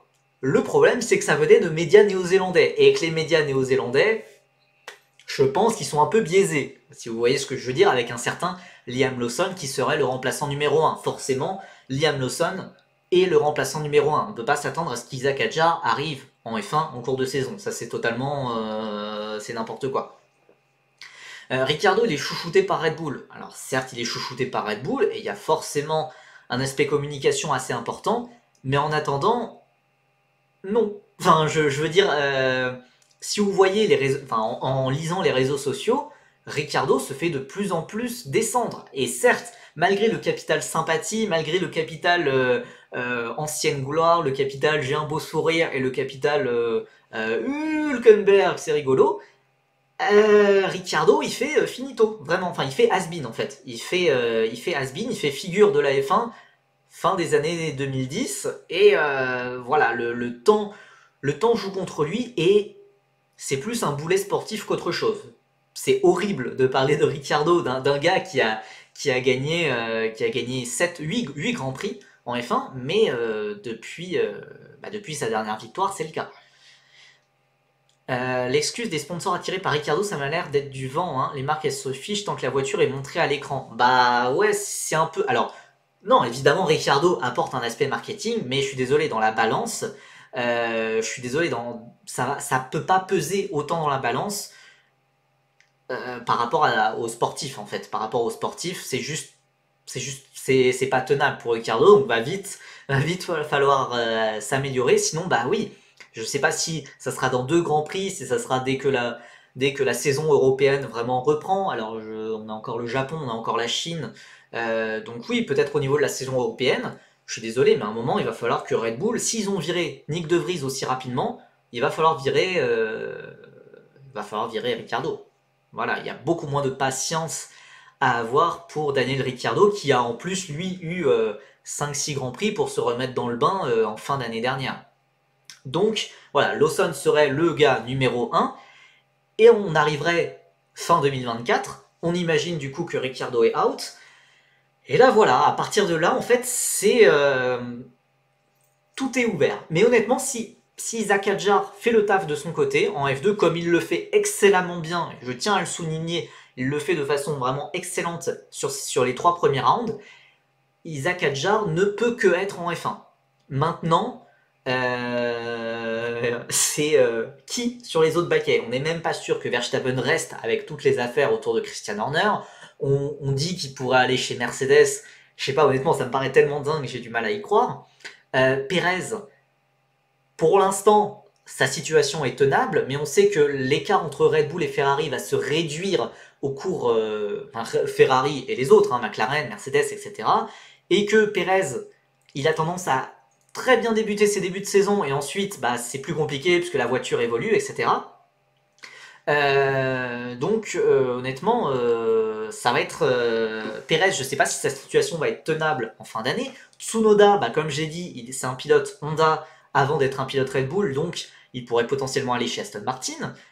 Et dans ce truc, il y a Lawson aussi et il y a Isaac Hadjar. Donc, pour moi, 2 rookies chez Vecard en 2025, Lawson et Hadjar. Pour moi, c'est aussi l'hypothèse la plus logique. En fait, je vois plus Verstappen et un pilote externe, style Sainz peut-être, style Alonso, mais alors le bordel que ça serait, mais j'adorerais voir ça. Ouais, je vois plus quelque chose comme ça. Et un duo de jeunes en fait, enfin, Lawson et Hadjar, avec Lawson en leader avec sa presque saison dans les pattes. Pour Hadjar, il faudrait que Verstappen reste et Marco aussi non. Non, bah ça dépend du reste de la saison. Ça dépend du reste de la saison, évidemment. Honnêtement, si Isaac continue comme il a fait sur les 3 premiers rounds, Marco, Verstappen ou Newey ou Horner, ou enfin, ça sera secondaire au final, puisque Red Bull n'a. Alors, je sais pas s'il y a une stat récente, mais Red Bull n'a pas eu de champion F2 depuis Gasly, je pense. N'a pas eu de champion F2 depuis Gasly et honnêtement, il n'y a pas eu de pilote aussi convaincant en F2 depuis Gasly, je dirais. Hein. C'est quoi le tweet que tu nous envoies, Manjox? C'est quoi le tweet? Si Alonso part, Aston va finir avec Tsunoda Stroll, vraiment pas ambitieux comme line-up. Ouais, clairement. C'est sûr que il faudrait recruter un autre gros pilote. Et je sais pas quel gros pilote, et il faudrait virer Stroll, hein, clairement. Mais et Stroll que je pourrais voir partir en WEC. Je suis en train d'ouvrir ton tweet, mon Jox. T'as peut-être détaillé depuis. Tout, tout, tout. C'est une vidéo. Ah oui, ah oui, c'est la vidéo du supporter de Red Bull qui se transforme comme par magie en supporter Aston Martin. Bah pour moi, je vois vraiment ça pour Yuki Tsunoda dans le futur. En vrai, si Sauber part en endurance, il pourrait faire un line-up pour cher Correa Maloney, ce serait cool. J'imagine un monde où l'académie sert à quelque chose. Eh bien, ce monde n'existe pas, malheureusement, je pense. Hadjar directement chez Red Bull, c'est impossible selon toi? Pour moi, c'est possible. Ça va peut-être vous surprendre, mais pour moi, c'est possible. Je ne l'espère pas. Je ne l'espère pas. Mais de ce que j'ai entendu, ça pourrait être possible. Maintenant, je n'y crois absolument pas. Je n'y crois absolument pas, mais c'est sûr que si Hadjar roule, enfin, en fait, oui, si Hadjar gagne le titre en F2, voilà, c'est pas impossible, c'est pas impossible, et c'est vrai que j'ai entendu que peut-être Isaac Hadjar pourrait aller directement chez Red Bull. Mais honnêtement, ce serait un cadeau empoisonné, mais à mort, mais à mort, à mort, à mort. Franchement. Un rookie qui débarque direct dans la meilleure voiture, c'est déjà arrivé. Bah, Hamilton. Hamilton, c'est le dernier en date, je pense. On pourrait arguer sur Piastri, mais Piastri, c'était pas vraiment une top voiture non plus. Mais Hamilton et Villeneuve, ouais. Jacques Villeneuve chez Williams. Donc voilà. On ne peut pas exclure Hadjar chez Red Bull direct, mais honnêtement, c'est improbable. C'est improbable, pas impossible. Voilà, c'est ce que je vais dire. Pas impossible. Mais non, le plus logique pour Isaac, ça serait de monter voilà, aux côtés de Lawson. Chez Red Bull, voilà, hormis d'un tremblement de terre exceptionnel, je suis désolé, mais Verstappen va rester normalement. Et à ses côtés, voilà, un pilote externe. Moi, je vois plus un pilote externe. Je les vois pas trop faire le pari de Tsunoda. J'ai vraiment pas l'impression que Red Bull croit assez en Tsunoda, alors que et d'ailleurs, j'ai même pas l'impression non plus que Red Bull croit beaucoup en Liam Lawson. S'il croyait tant que ça en Liam Lawson, il l'aurait mis en F1 et il l'aurait mis en F1 dès cette année. Donc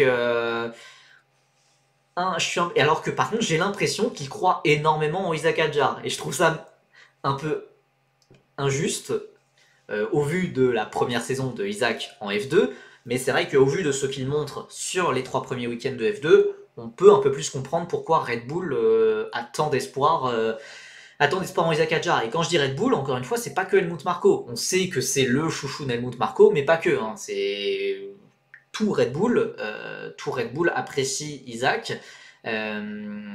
Christian Horner entre autres, mais voilà, Guillaume Roquelin aussi qui travaille dans l'ombre, dont on parle plus trop, hein. On en parlait beaucoup quand il était ingénieur de Vettel, mais voilà, maintenant c'est plutôt lui quand même qui dirige dans les faits l'académie Red Bull. Voilà, et Roquelin c'est plutôt un proche de Horner, donc s'il y a Marco, s'il y a Verstappen qui s'en aille, j'ai envie de dire, ça fait peut-être des places en plus. Ça fait peut-être des places en plus pour Isaac pour monter en F1. Donc voilà. Pour moi, Lawson n'est pas un énorme crack comme certains le disent. C'est un pilote qui a une capacité d'adaptation folle, mais j'ai l'impression que son plafond de verre est plus limité que d'autres. Bah, je suis assez d'accord et globalement, c'est ce qu'on voit dans sa carrière en Formule de promotion. Il arrive à performer direct dès le premier week-end, comme il l'a fait en F1, et à gagner. Enfin, il gagnait en F2, en F3, en F4 sur ses premiers week-ends. Et ensuite, bah, quand les autres pilotes progressent, ils progressent aussi, mais un peu moins. Donc voilà, mais Lawson est un très très bon pilote qui mérite voilà, 100 fois sa place en F1. On l'a vu lors de ces 5 grands prix qu'il a fait l'an dernier. Il mérite sa place, pour moi il la mérite beaucoup plus que Ricciardo. Et voilà, Lawson ça pourrait être un bon numéro 2 et c'est pas ce que cherche l'Académie Red Bull. Ouais, mais ça pourrait être un bon numéro 2. Pour tout vous dire, sur ma carrière Motorsport Manager, Lawson est numéro 2 de Red Bull, à côté de Verstappen. Mais voilà, je m'avance peut-être un peu. Mais non, Red Bull, il cherche un nouveau crack. Et d'ailleurs, c'est pour ça que Isaac Hadjar, s'il y a Verstappen, Marco qui partent, etc., sur un malentendu, je dis ça et je dis rien. Après, voilà, il y a aussi de la concurrence derrière. Il y a aussi Enzo Dellini qui arrive, mais bon, de façon un peu plus proche, Arvin Lindblad est le prochain sur la liste. Tim Tramnich, j'y crois un peu moins, mais Arvin Lindblad, en tout cas, il est dans les temps de passage d'un crack. Voilà. Adjar, le nouveau visage de Red Bull, j'y pense. Ah là là. Bon, on va peut-être se reconcentrer, on va peut-être voilà, garder les pieds sur terre, mais en tout cas, les 3 premiers.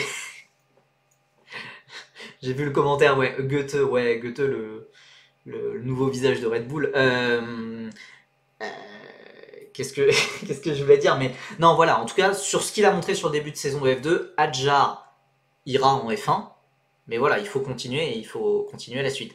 Red Bull, ils veulent pas signer le meilleur pilote de F4 France. Nitram, tu insinues genre le meilleur pilote de F4 France, genre le leader au championnat? Genre le leader au championnat, Jules Caranta? Je suis horrible. Non, je suis horrible puisque Yannis Steven Hayden ça méritait totalement.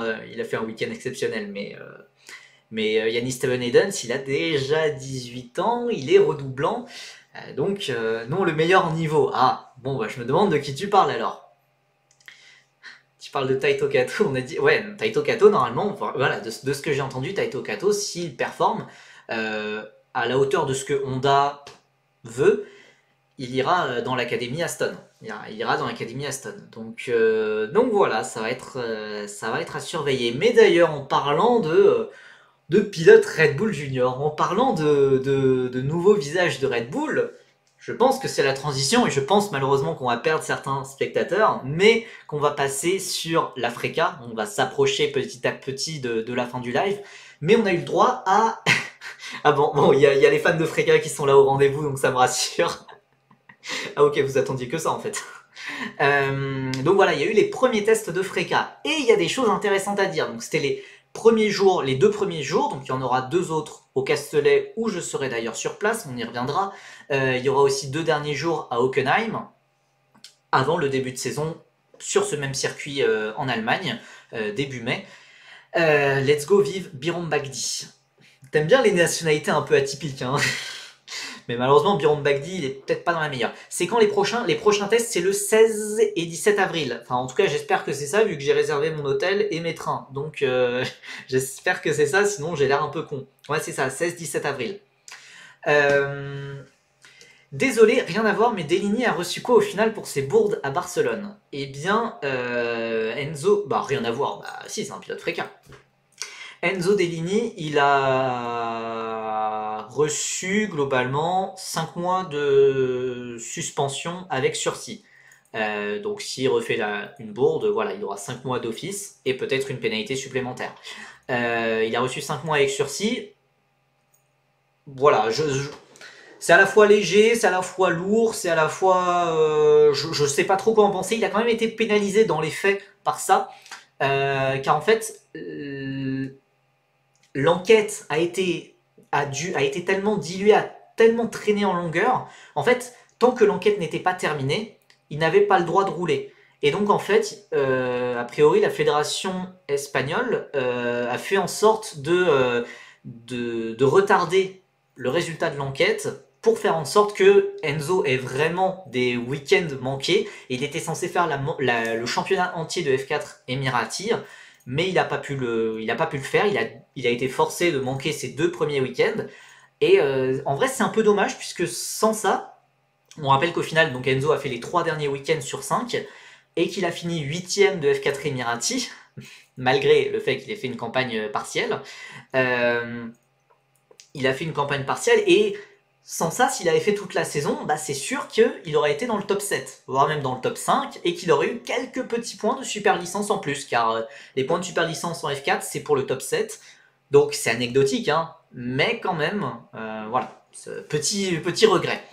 Très léger comme suspension, ouais, je suis d'accord. Après, voilà, globalement, le paddock le soutenait. Le championnat espagnol, enfin le championnat de F4 espagnol le soutenait, l'a vraiment soutenu, et c'est en partie pour ça que la fédération espagnole n'a pas fait de suspension trop lourde, car après, voilà, on sait maintenant que la radio ne marchait plus, on sait que voilà, de toute façon, voilà, Enzo Deligny a fait une grosse bêtise ce jour-là, et il s'en rappellera, je pense.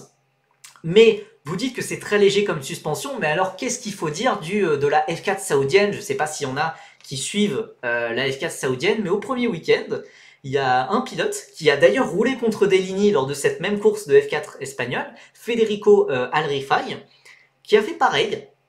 alors que Enzo Dell'Igny avait essuyé les plâtres pour lui un peu avant, mais Federico Alrifai, il a eu une pénalité, un drive-through qu'il a ignoré, et ensuite il a eu un drapeau noir qu'il a ignoré, et c'est pas il a été disqualifié au final. Au final, il n'a pas eu de disqualification, et il a eu juste 40 secondes de pénalité. Et du coup, il a quand même marqué un point. Donc, franchement, alors que Enzo Dell'Igny, lui, voilà, il avait été disqualifié de la course purement et simplement, plus les 5 mois de suspension, plus les 2 premiers week-ends de F4 Emirati loupés, etc. Enfin, voilà. Je peux comprendre qu'on pense que la suspension, enfin, que la décision envers Dell'Igny soit assez légère, mais honnêtement, quand on voit par exemple Nicolas Tsoloff qui envoie volontairement un pilote dans le mur, voilà, bah, voilà, Benito en parle, voilà. Enfin, ça me paraît totalement fou. Ça me paraît totalement fou. Ce laxisme s'explique par quoi? Je saurais pas dire. Je saurais pas spécialement dire. Bah, tu vois, un an minimum, pour moi, non. Pour moi, non, puisque tu vois, un an minimum, c'est ce qu'avait reçu Tiktoum. Et c'est ce qu'avait reçu Tiktoum pour avoir percuté volontairement un gars sous safety car pendant une course. Et pour moi, ça c'est, enfin voilà, ignorer un drapeau noir, en tout cas il n'y a pas eu de danger immédiat, pour moi c'était beaucoup moins grave que ce que Tiktoum avait pu faire, mais pour moi, enfin, euh, ce que Tsoloff a fait, pour moi ça méritait une suspension bien plus lourde que ce que Dell'Igny a pu avoir, ou ce que Alrifai a pu avoir. Voilà, enfin je comprends pas trop, en fait, je comprends pas trop. Steven Hayden qui vole un départ, il prend juste 5 secondes, c'était peu aussi, non?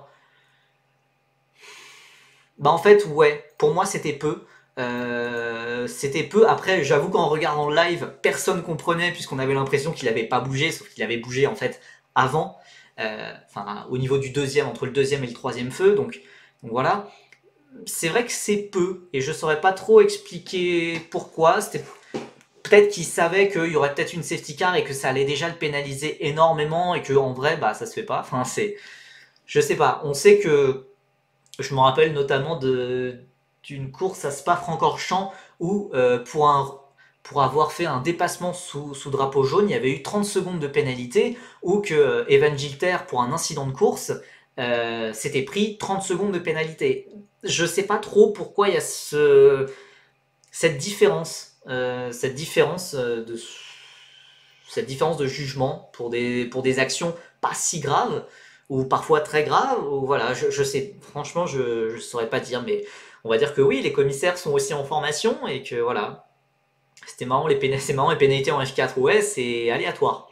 C'est quand même assez aléatoire. Après, voilà, contrairement à Al Rifai, où vraiment Al Rifai, il n'y a eu aucune suite. Il n'y a vraiment eu aucune suite. Ça a été décidé après la course. Hop, on fait ça comme ça, t'inquiète, en soum soum. Pour Dell'Igny, ça a quand même pris des grosses proportions. Ça a quand même pris des grosses proportions. Et donc, au final, il y a eu un vrai jugement par une fédération, etc. Donc voilà.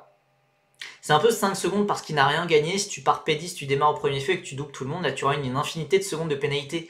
Mais je crois pas, hein.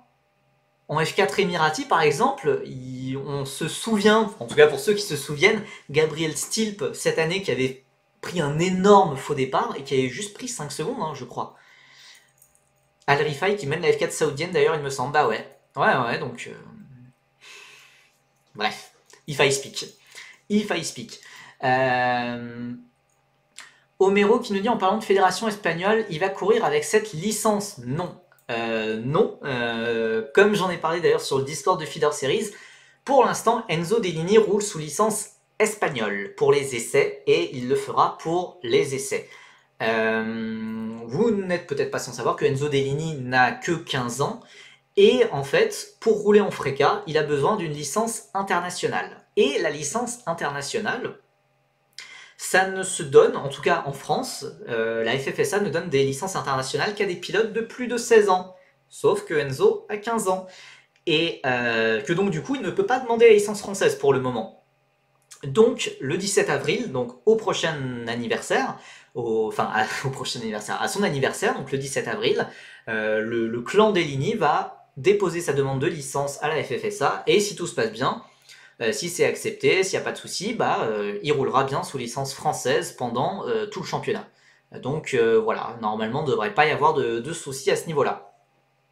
ART était bien au test Freka. Ouais, ouais, ils étaient bien aux essais de Freka, il n'y a pas de souci. Comme j'ai dit, voilà, les temps sont quand même à prendre avec des pincettes. Il y a des équipes qui utilisaient le push-to-pass, d'autres pas. Certains à certains moments, d'autres, voilà. Enfin, la piste, parfois s'améliorait, était très bonne le matin, puis moins bonne l'après-midi, ou parfois c'était l'inverse, ou voilà. Il y a eu en tout 31 pilotes pour 10 équipes, et non pas 12, car Arden, je l'ai annoncé en exclusivité, ne sera pas en Freka. Monolight est toujours en train de se battre pour être sur la grille, mais c'est pas encore fait. Mais donc, il y avait 10 équipes. Donc voilà, Monolight n'était pas présent aux essais, mais espère rouler sur les prochains tests au Paul Ricard. Et voilà, on a vu certaines tendances. J'ai utilisé, pour ceux qui regardent les vidéos d'Antoine du Pit Stop F1, un peu son système de notes par lettre pour les essais de précision, parce que je trouve ça assez pertinent et ça fait qu'on se mouille un peu, mais pas trop non plus. En tout cas, de comment se sont passés leurs essais, de à quel point on les a remarqués, de à quel point, en tout cas, on les a remarqués positivement. KIC, je suis obligé de commencer par un D, puisque sur les 3 voitures prévues, il n'y en a que 2 qui ont roulé, donc c'était assez compliqué. Arden invisible, j'ai trouvé. Ouais, Monolight aussi, c'était assez invisible. Ça fait plaisir de voir Saint-Eloc et ART en haut des notes. Ouais, non, ça a été des bons essais. Ça a été des bons essais pour nos 3 équipes françaises, en fait. Alors, Van Amersfoort a été très surprenante avec les 3 pilotes, et ça, c'est pour ça que je suis obligé de leur mettre la meilleure note, que ce soit avec Brando Badoer, le pilote McLaren, que ce soit avec Ivan Dominguez ou Pedro Clerot, l'ancien champion de F4 brésilienne. C'est un trio de rookies, bon, de quasi-rookies, hein, puisque voilà, y en a qui ont fait quand même quelques meetings de formule régionale par-ci par-là. Les 3 ont été très performants, sans que je n'arrive vraiment à l'expliquer. Donc je pense qu'ils ont donné beaucoup de ce qu'ils avaient, quand certains top teams comme RS, comme Prema ont peut-être un peu plus, ont peut-être un peu moins tapé dans les perfs. Tu vois qui être le... Attends, d'ailleurs en parlant de VAR en Freka, il y a des news de l'éternel Cass Havercourt. Oui, il y a des news, il sera face à Victor Bernier notamment. Il sera en Porsche Super Cup et peut-être en Porsche Carrera Cup d'un pays. En tout cas, il fera de la Porsche Super Cup et voilà. Voilà, donc il va faire carrière, dans les courses de Porsche. Tu vois qui est le meilleur chez VAR? J'avoue que c'est vraiment pas évident parce que le trio est assez homogène. J'aurais dit Brando Badoer parce qu'il m'a vraiment impressionné sur la fin de saison de F4 italienne. Brando Badoer, fils de Lucas, hein, pour ceux qui se demandent. Au vu des dernières saisons, c'est encourageant pour ART. Ouais, c'est encourageant, il y a du mieux. Donc ART, qui on le rappelle, alignera Alessandro Giusti et Evan Gilter, côté français, mais aussi de façon plus anecdotique les Nabulaires et Yaroslav Veselao, l'Ukrainien. C'est encourageant, il y a du mieux. On a très souvent vu Giusti et Gilter dans le top 10. Et je pense, voilà, comme je l'ai dit sur Twitter, que les deux peuvent vraiment se tirer vers le haut. J'ai l'impression qu'il y a un niveau un peu similaire, même si Giusti a forcément un avantage, car il a roulé tout l'an dernier, il a fait 6ème l'an passé, il sera le 2e meilleur redoublant. Ils ont un line-up de fou, c'est l'année où rebondir. Ouais, non, clairement, je pense que ART a fait des gros efforts pour vraiment investir sur des pilotes qui n'ont pas forcément beaucoup de budget. Hein. Giusti et Gilter, c'est pas des pilotes qui ont beaucoup de budget. Mais voilà, d'investir vraiment sur le talent, ils ont peut-être compensé justement avec un Yaroslav Veselao qui amène, lui, de l'argent. Pourquoi Giusti n'a pas de livret Williams? Je saurais pas trop dire. Je sais que, bah, par exemple, chez McLaren, McLaren n'a pas de livret. Hugo Chukwu n'a pas de livret McLaren, par exemple. Badoer non plus. Après, il y a pas mal d'équipes. Enfin, il y a certaines équipes qui utilisent genre les livrets pour les pilotes, pour les grands, pour les pilotes en F2, en F3, puisque c'est en support de la F1. Et donc, en Freka, c'est jamais en support de la F1, et que donc, il n'y a pas de livret. En tout cas, il y a bien les logos Williams Driver Academy sur les pontons de la voiture de Giusti. C'est parce que Williams a pris le baquet bleu de Giusti pour Sargent. Il y a une pensée pour Logan Sargent qui doit passer des moments assez compliqués en ce moment.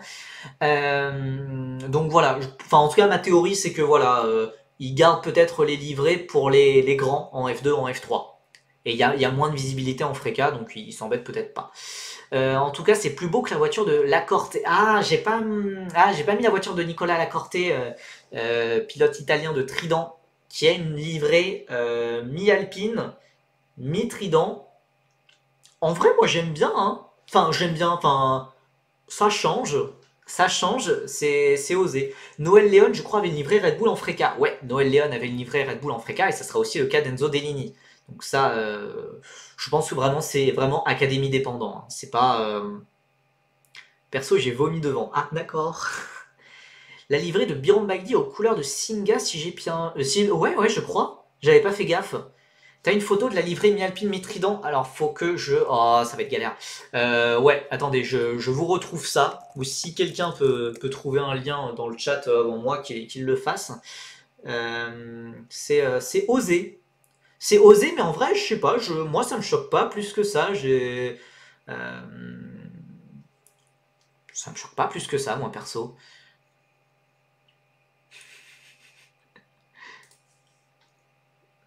Attendez, hop.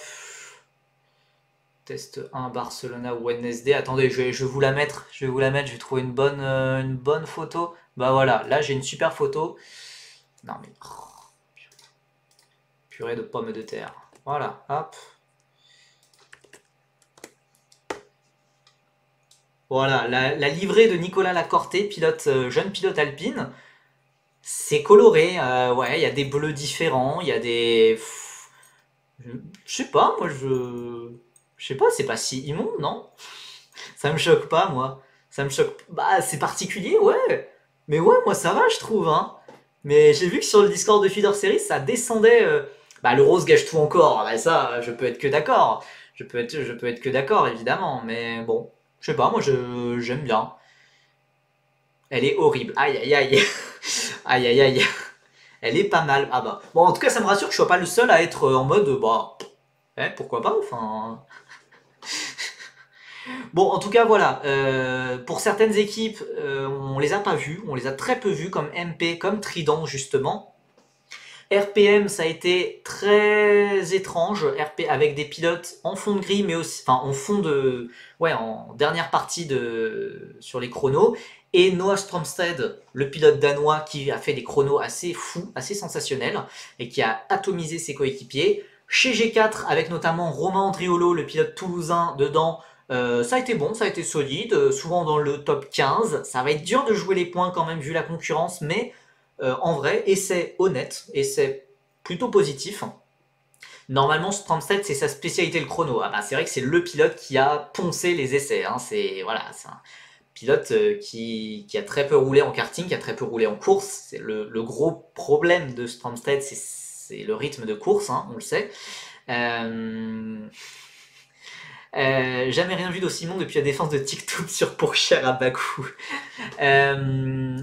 R-Ace et ART, ça a été positif, sans être non plus absolument éblouissant comme a pu l'être Van Amersfoort. Saint-Eloc et Préma, ça a été très très bon, ça a été vraiment très solide. Avec notamment, voilà, surtout Naël et De Palo qui ont vraiment joué les premiers rôles. Tes pronos pour la saison de Freca? Les pronos pour la saison de Freca, c'est compliqué, puisque j'avoue que moi, mon premier pronostic, c'était Raphaël Camara champion. Maintenant, Raphaël Camara, alors j'ai pas parlé, enfin il reste encore une diapo où je fais un focus sur les pilotes français, mais Raphaël Camara sur les tests de Barcelone, on l'a pas vu. Alors je sais pas si c'était un souci de voiture ou si ils ont caché les performances plus que les autres, mais Camara, on l'a vraiment pas vu du tout. Et il a été vraiment derrière ses coéquipiers, genre vraiment derrière Ugo Chukwu, derrière Wharton. Ouais, Camara, j'y crois pas du tout. Je sais qu'il y a eu une grosse baisse de hype Camara, mais il faut se rappeler que Camara, c'est un gars qui a égalé Antonelli sur plusieurs week-ends l'an passé, qui a fait... Purée, j'hésite toujours. 4e ou 5e? Je crois qu'il a fait 5e. Je crois qu'il a fait 5e de Freca l'an passé. J'hésite avec Avercourt, mais je crois qu'il a fait 5e. Il a fait 3e de Formule Régionale Moyen-Orient, avec un début de saison très compliqué, mais au final, ça allait un peu mieux cet hiver. Camara, il prend la pression du favori. Mais oui, Mais enfin, en fait, justement, je l'attends là. Je l'attends là. Ferrari a insisté vraiment pour que Camara redouble en FRECA pour qu'il ait ce titre. Camara, lui, il voulait aller en F3, même dans une équipe de midfield, ça lui allait. Mais Ferrari a vraiment fait le forceps pour le garder en FRECA. Et du coup, voilà, Camara, il a une grosse pression. Et c'est le seul à avoir une pression pareille. Et c'est terrible, puisque surtout, face à lui, il y a des pilotes comme Tuka Taponen, qui est plus vraiment rookie, vu qu'il a roulé cet hiver au Moyen-Orient, mais qui vient de la Ferrari Driver Academy, et qui est un an plus jeune, et qui a un an d'expérience de moins en FRECA. Donc, la comparaison, même si Taponen est chez Air-Race et Camara chez Prema, il va quand même forcément y avoir un peu de comparaison au sein de la Ferrari Driver Academy. Donc attendez, on va donc j'ai envie de dire, je continue de croire en Raphaël Camara. En tout cas, pour l'instant, il n'y a pas de favori clair qui se détache. J'avoue que mon favori c'était Camara. Taponen, j'attends vraiment de voir, nous dit Giggs, mais s'il confirme son hiver, on est peut-être sur de l'énorme crack. Le souci comme pour Taponen, c'est qu'il nous avait fait ça l'an dernier. Il avait été exceptionnel pour ses débuts en F4 Emirati. Et en F4 Italie, ça avait été un énorme flop.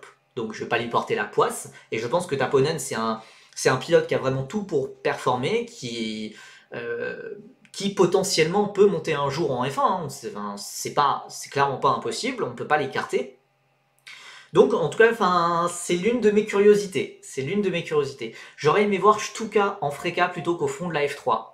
Je suis assez d'accord. Hein. Moi, vous savez que je suis pas fan des pilotes de F4 qui montent directement en F3. Ouais. Après, Kasper Stuka, il est dans une bonne équipe, hein, normalement. Il est chez MP en F3. MP en F3, c'est censé pouvoir performer. D'ailleurs, Tramnitz est déjà monté sur un podium. Alex Dunn a déjà marqué des points. Donc, va vite falloir se réveiller pour Stuka s'il veut garder le soutien de Red Bull. Ce sera un rookie qui gagnera le titre vu la grille, nous dit Manjox. Bah, si c'est pas Camara, si c'est pas Justi, c'est forcément un rookie. De toute façon, dans les top teams, en fait, il n'y a que ça. Alors c'est vrai que oui, il y a Bilinski qui est à sa 3e année, mais il est chez Trident. Il a certes été très bon cet hiver en Océanie, mais voilà, l'Océanie c'est un niveau assez faible par rapport au Moyen-Orient.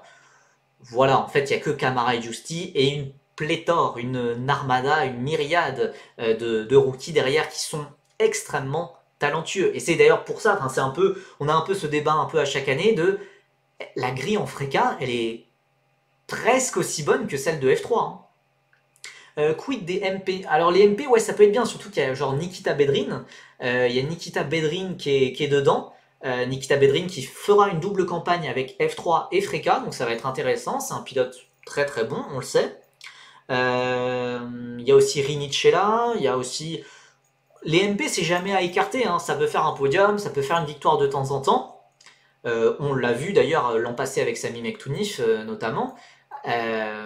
Voilà, ah oui, il y a Nikhil Bora, c'est vrai que je l'avais oublié, Nikhil Bora, mais c'est vrai qu'il peut être bon, même s'il a aussi aux essais, ça a été un énorme flop, comme Camara. Ça reste que des essais, ça reste les 2 premiers jours d'essais sur 6, mais oui, Bora, il a montré des très belles choses sur sa première année. On a déjà vu autant de rookies en FRECA, alors je sais pas exactement dire, j'avoue que j'ai pas regardé à ce point en détail, surtout parce que en FRECA, comment dire, en FRECA, vous savez, on compte comme rookie que les pilotes qui ont fait moins de 3 manches en formule régionale. C'est-à-dire tous les pilotes comme Naël, comme Taponen, qui ont fait toute la formule régionale Moyen-Orient cet hiver, pour s'entraîner, pour se préparer, ne sont plus officiellement considérés comme rookies.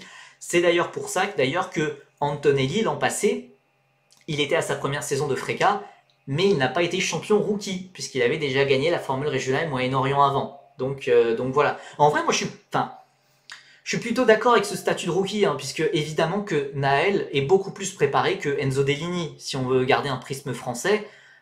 Enfin, je trouve ça normal que les pilotes qui ont beaucoup roulé au Moyen-Orient cet hiver, qui connaissent en fait la voiture, bah non, perso, moi je la trouve bien cette règle. Après, c'est sûr que pour le championnat Moyen-Orient, du coup, ça crée un truc un peu bizarre où il y a certains pilotes qui veulent faire que 3 manches.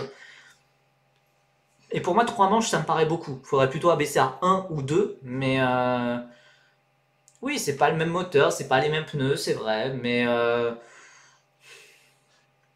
c'est vrai.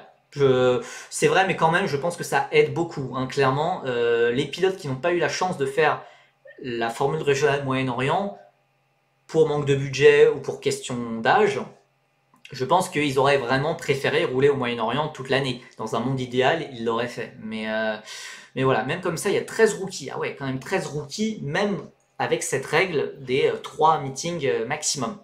Donc voilà, ça c'était un peu pour les équipes. Maintenant, un focus un peu particulier sur nos pilotes français. Franchement, que dire, Théophile Naël a été très très bon. Saint-Éloque va être dans sa deuxième saison de Freca et ils ont l'air partis pour vraiment continuer à progresser. Au Moyen-Orient cet hiver, Naël a fait une victoire, il y a eu plusieurs podiums par-ci par-là. Voilà, il y a eu des sacrés coups d'éclat. Et voilà, pour l'instant, ça part sur des très très bonnes bases cette saison de Freca. Il y a vraiment l'impression que voilà, Théophile Naël, Saint-Éloque, Julien Simon-Chotan, etc. Tout ça, ça se tire vers le haut. C'est un projet qui part très bien. Il n'y a pas d'accro. Il n'y a pas d'accro pour le moment. Et en plus, avec ça, Théophile Naël n'est même pas seul, puisqu'il y a Matteo De Palo, son coéquipier italien, qui est très bien, qui a l'air très bon, qui a l'air certes derrière Naël, mais c'est attendu en tout cas, voilà. Naël, voilà, c'est le pilote français qui a le plus surpris, en tout cas au vu de son équipe, qu'on estime un peu moins, pas encore au niveau de RS et de Prema, mais je l'ai déjà dit, si vous reprenez des vieilles rediffusions de la fin d'année dernière, je suis sûr d'avoir déjà dit que Saint-Éloque pourrait être la troisième force en Freca cette année.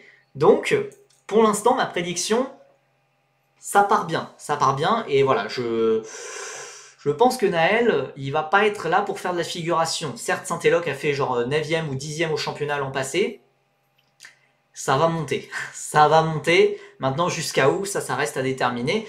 Enzo Dellini a été aussi très solide pour ses tests, alors que pourtant, normalement, il a beaucoup moins, genre vraiment là, beaucoup moins d'expérience que ses coéquipiers Tuka Taponen et Zachary David qui ont fait toute la saison au Moyen-Orient. Tuka Taponen finissant notamment champion, Zachary David finissant quatrième. Enzo Dellini les a globalement battus sur les 8 sessions, alors pas tout le temps, hein, pas tout le temps, mais voilà, Enzo Dellini était le plus rapide. Donc, c'est une campagne qui part bien. Voilà, c'est une campagne qui part sur des bonnes bases pour le pilote Red Bull qui n'a pas encore 16 ans.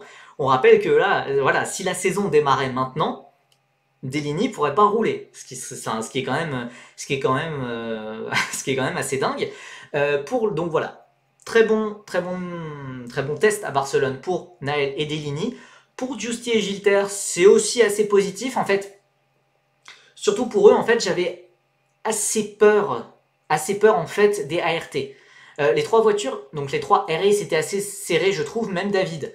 Ah mais normalement, en début de saison, selon toute vraisemblance, Dellini sera derrière Taponen et Zachary David. Hein. Normalement.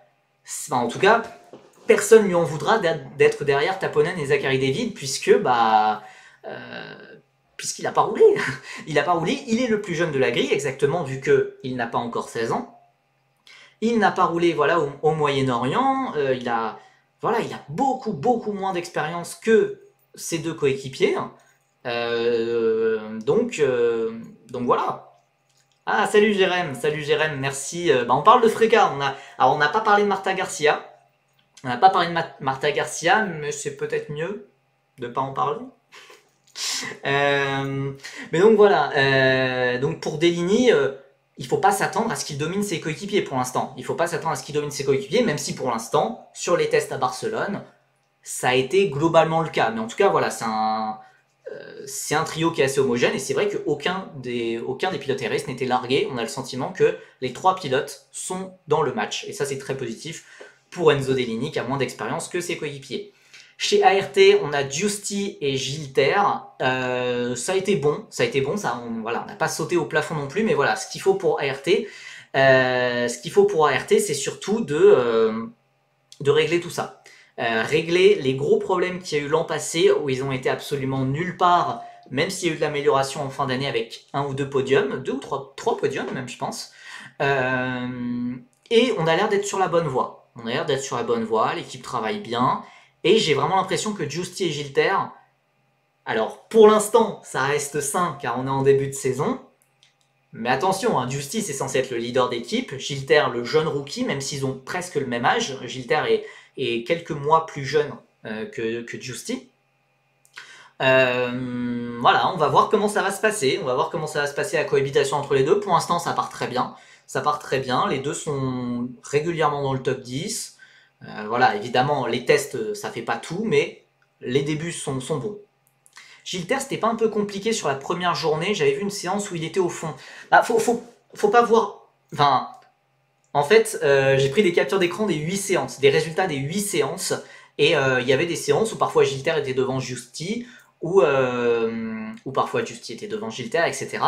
Et voilà, en fait, sur certaines séances, il y a des équipes qui vont travailler le rythme de course, quand d'autres vont travailler la qualif, et vice-versa.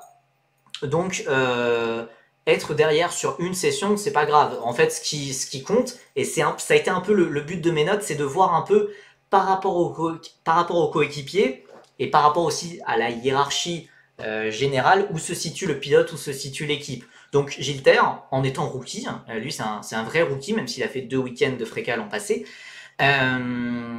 c'était positif. Et Giusti, on l'a vu devant, on l'a vu devant. Maintenant, voilà, est-ce qu'avec une ART, il pourra jouer le titre? Voilà, il y a une équipe à redresser, l'équipe remonte, mais voilà, il y a Saint-Élope qui émerge à côté, il y a d'autres équipes, voilà, il y a une concurrence assez folle, un plateau ultra dense, donc on verra ce que ça va donner. Vettel Spin qui a remarqué que j'ai mis Andriolo devant Peugeot, bah ouais, mais en attendant, c'est ce que c'est mon feeling, hein, c'est mon feeling des essais de ces deux premiers jours.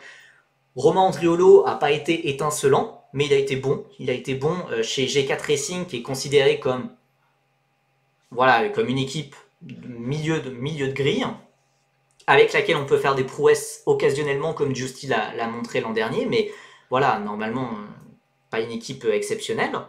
Une équipe qui se défend, mais pas une équipe exceptionnelle. Et Andriolo, voilà, il était dans le rythme de ses coéquipiers, qui ont déjà fait plusieurs week-ends de Formule régionale. Voilà, c'est plutôt honnête, c'est plutôt honnête.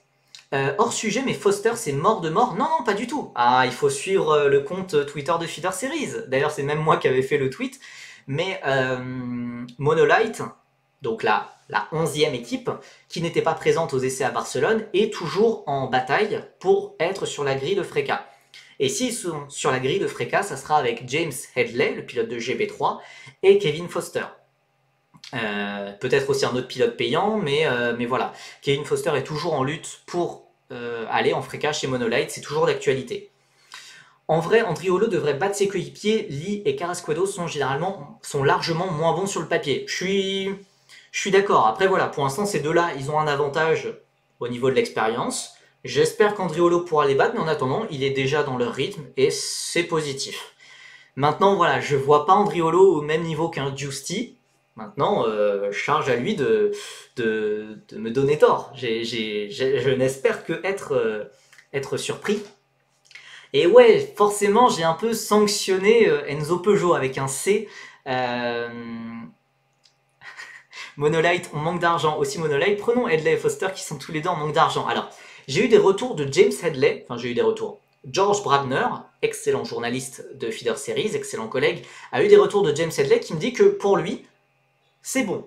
Genre, pour lui, si Monolight est là, il sera là, puisque le budget, pour lui, ça va. A priori, il a réglé ses soucis. C'est vrai que Foster, voilà, Monolight a vraiment envie de l'aligner, mais le souci, c'est qu'il faut de l'argent, et c'est pas évident. Carrasquedo au niveau de son mentor sur la piste, ça c'est pas gentil pour Sergio Perez. Donc voilà, j'ai un peu sanctionné Enzo Peugeot qui est dans la 3e Saint-Éloque. Et bah pour Saint-Éloque, au vu de ce qu'a montré Théophile Naël, au vu de ce qu'a montré Matteo De Palo, bah je suis un peu sur ma faim concernant Enzo Peugeot. Après, Enzo Peugeot a à peu près autant d'expérience que Matteo De Palo dans une formule régionale, donc je suis un peu déçu. On l'a vraiment jamais vu dans le top 10, au contraire de Naël et De Palo. Après, évidemment, oui, Naël connaît Barcelone par cœur. C'est sûr que oui, il a gagné son titre de F4 espagnol là-bas. En attendant, je sais pas. Alors, c'est vrai que j'y ai pas pensé. C'est vrai que j'ai pas pensé que Naël et De Palo, c'est deux pilotes de F4 espagnols qui ont roulé à Barcelone. Mais je sais pas si. Ouais, ça fait peut-être la différence. Donc je peux remonter Peugeot à B. Je peux remonter Peugeot à B. Mais en fait, le truc, c'est que voilà, par rapport à ses coéquipiers, et dans la hiérarchie générale, on n'a pas vu Enzo Peugeot. Vraiment, on l'a pas vraiment vu. Donc ok, je suis ok pour le remonter à B. Ok. Allez, je vais même le faire en direct, comme ça il y aura des traces de ça quand je viendrai sur cette rediff à un moment. Andriolo ajouté au dictionnaire, c'est bien connu. Donc voilà, Vettel Spin le négociateur. Ah oui, non, il est fort en affaires. Hein. Il est fort en affaires. Et voilà, et forcément, on a un 7ème français qui est Edgar Pierre, qui a eu des essais très compliqués, qui est chez RPM et qui est pour l'instant dans le rythme de Giovanni Maschio. Pour ceux qui ne le connaissent pas, voilà, c'est pas forcément une référence.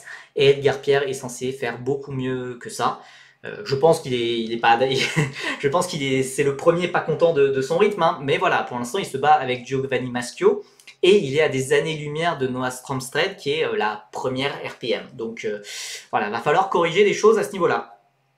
Tu peux nous expliquer la situation KIC Evans? J'ai pas vraiment compris. Bah moi non plus mon pote. De ce que je comprends, Evans Grand Prix, qui est une équipe néo-zélandaise, australienne, soutient Costato Paris. Costato Paris qui a signé chez KIC. Et j'ai l'impression que Evans Grand Prix va soutenir. Alors je vais essayer d'avoir plus d'infos quand je vais arriver quand je serai sur place dans le paddock au Castellet. Mais j'ai l'impression que Evans Grand Prix, ils sont là pour se donner un support technique, mais à juste une seule voiture, à juste la voiture de Costato Paris. Et que l'autre voiture de Byron Bagdi, l'autre voiture d'Enzo Cianti qui n'a pas roulé, ça sera géré que par KIC, mais qu'il y aura un support technique supplémentaire d'Evans Grand Prix pour la voiture de Toparis. C'est ce que je comprends personnellement. Mais donc voilà, pour moi j'ai un prochain voyage. J'ai un voyage dans à peu près 10 jours. Dans 10 jours, je serai dans le train direction le Castellet. Voilà, je serai aux essais Freca. Comme j'avais été il y a 2 ans au Castellet, vous voyez d'ailleurs la magnifique R-Race bleu alpine d'Adrien David, qui était mamma mia, franchement, elle était super belle cette voiture. Ah, je sais pas du tout si ça remplace leur présence en Eurocup 3 pour Evans Grand Prix, je sais pas du tout. Mais je vais essayer de me renseigner. Je vais essayer de me renseigner s'il y a des gens d'Evans Grand Prix qui sont là. Je sais pas du tout où ça en est, leur plan. Mais ouais, voilà, cette R-Race d'Adrien David, elle a été magnifique. Mais après, il y a une R-Race qui sera aussi magnifiquement belle avec la R-Race d'Enzo Dellini aux couleurs Red Bull, que je trouve très belle. Enfin, en tout cas, ça rentre très bien sur Africa. À quelques jours près, on se croisait sur place. Oui, bah... Moi, je viens pour des choses un peu plus confidentielles. Je viens pour les essais de Freca. J'avoue que le Grand Prix de France historique, j'ai un peu moins de chances de voir les prochains champions de F1. Peut-être des anciens champions de F1, oui, mais les prochains champions de F1, ils ont plus de chances d'être aux essais de Freca qu'au Grand Prix de France historique. Donc oui, voilà, je serai du 16 au 17 et de toute façon, je resterai pas plus longtemps car je taffe le lundi. Enfin, je taffe juste avant, je taffe juste après à l'hôpital, donc ça va être des journées assez speed. Le Grand Prix historique, c'est trop connu pour nous, on s'intéresse à l'underground, nous. Exactement. Mais donc, voilà, j'en profite pour lancer un petit appel. J'en profite pour lancer un petit appel si vous avez des idées, si vous avez des idées de ce que je pourrais faire. De ce que je pourrais faire. De toute façon, je pense que je vais faire des interviews par-ci par-là. Je sais pas ce qui me viendra sur le moment. J'avoue que c'est pas mal au feeling hein, quand j'y vais. J'ai une mission quand même. Je sais pas si j'en parle, mais en tout cas, voilà. Je vais en parler. En tout cas, c'est de faire une petite vidéo. Je sais pas trop la durée avec tous les pilotes français, donc avec les 7 pilotes français engagés, histoire de les présenter un peu, histoire qu'ils nous disent un peu d'où ils viennent, leur parcours, leurs objectifs, etc. Je pense que ça peut être super sympa. Interview de Touka et essayer de décrocher un sourire d'Hugo. Hugo Chouko, qui est l'homme qui ne sourit jamais, ça va être très compliqué. Surtout en essai où les gens sont assez blasés de manière générale, c'est mort. Tuka Taponen, ça peut être intéressant. Après, j'ai pas... Enfin, il va falloir que je revoie avec mes collègues, puisque je sais qu'il y a George Brabner, justement, devait faire une interview avec Tuka Taponen, ou Daniel... Bref, enfin voilà, l'un de mes collègues devait faire une interview, je sais pas où ça en est. Ta mission, c'est pas parler de Steven Hayden, c'est à toutes les équipes. Bon, bah, je vais devoir je vais devoir ajouter ça sur ma liste de choses à faire. Honnêtement, si Steven Hayden c'est champion, hein, il ira en fréquent, ça, il n'y a pas de souci là-dessus. Hein. La Belgique va continuer à le soutenir. Moi, j'ai bien une idée, mais elle n'est pas française. Ouais, bah pour Marta Garcia, on va voir comment ça se passe. En vrai, je pense que ça peut être super intéressant. Ça peut être, si je trouve le moment, ouais, Garcia et Buller, ça peut être intéressant, ouais. Je les connais pas trop, enfin, en tout cas, je les connais pas trop. Chez ART, j'ai mes contacts. Chez Préma, un peu moins. Donc, je vais voir comment ça va se passer. Mais puisqu'après, le problème dans les essais, c'est que tout le monde est assez occupé. Genre, il n'y a pas de moment de détente ou voilà. Mais voilà, je vais essayer d'un peu parler à Marta Garcia et Lena Buller. On rappelle que la première pilote féminine à qui j'ai jamais parlé dans ma vie, c'est la toute petite Lisa Billard, qui avait 13 ans à l'époque en karting. Donc voilà. C'était l'anecdote de Tonton Percy. Buller peut-être un peu moins intéressant, juste dans le sens où elle connaît déjà l'Africa peut-être.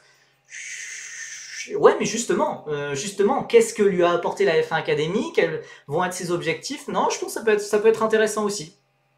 Super gentille Lisa. Ah mais Lisa c'est un cœur, elle est trop gentille. Je lui espère tout le meilleur pour ses débuts en F4 France un peu plus tard. un peu plus tard en septembre. Non, en août à Manicourt je crois. Mais donc voilà, je vais essayer de parler donc aux 7 pilotes français déjà, ça c'est sûr. Il y a des pilotes évidemment. Je suis plus proche de certains pilotes que d'autres, entre autres notamment Deligny, Giusti, Gilter, Naël, évidemment. Mais je vais essayer de parler au plus de pilotes possible, récolter le plus d'infos, et voilà. De toute façon, il y aura un article pour Feeder Series qui sortira, un peu ce qu'il faut retenir des essais, un peu les grosses stories, etc. Et voilà, je vais essayer de sortir quelques petits articles un peu comme ce que j'avais fait il y a 2 ans. Voilà, j'avais fait un article assez général sur l'Africa et des focus un peu particuliers sur certains pilotes, certaines équipes. Donc voilà, demandez à Lacorté combien il a payé pour être chez Alpine. Ah, il a dû bien payer, en tout cas, vu ses performances, il n'est pas là pour le mérite. Hein. Tu as vu la hype Alisha Palmowski? Ouais, ouais, d'ailleurs, je sais pas ce que ça a donné sa course 3. Mais ouais, Alisha Palmowski, pour ceux qui ne la connaissent pas, je ne vous en veux pas car moi j'ai appris à la connaître le week-end dernier. C'est une pilote britannique féminine du coup de 17 ans qui a fait ses débuts en monoplace, qui avait été très intéressante déjà, qui jouait les premiers rôles en Ginetta. C'est des sortes de mini voitures de tourisme DNF en course 3. Ah zut. Voilà, c'est un peu là où tous les pilotes britanniques se forment, hein, Lando Norris, Zach O'Sullivan, ils sont tous passés par la Ginetta avant la F4, puisque la Ginetta s'est ouverte dès 14 ans.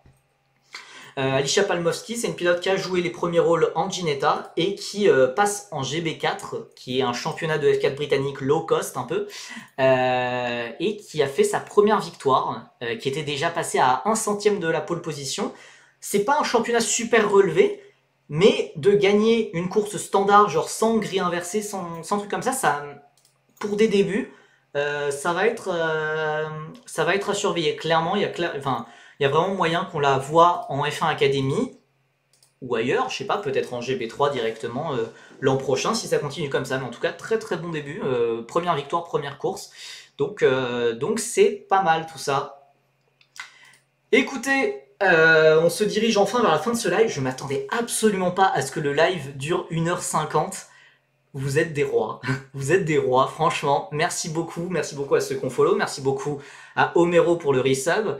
On a été 30, 40 tout le live, alors que on parlait de tests de Freca, bon, et de Pourchère en IndyCar, ce qui est vrai, c'est un sujet un peu touchy, un peu voilà.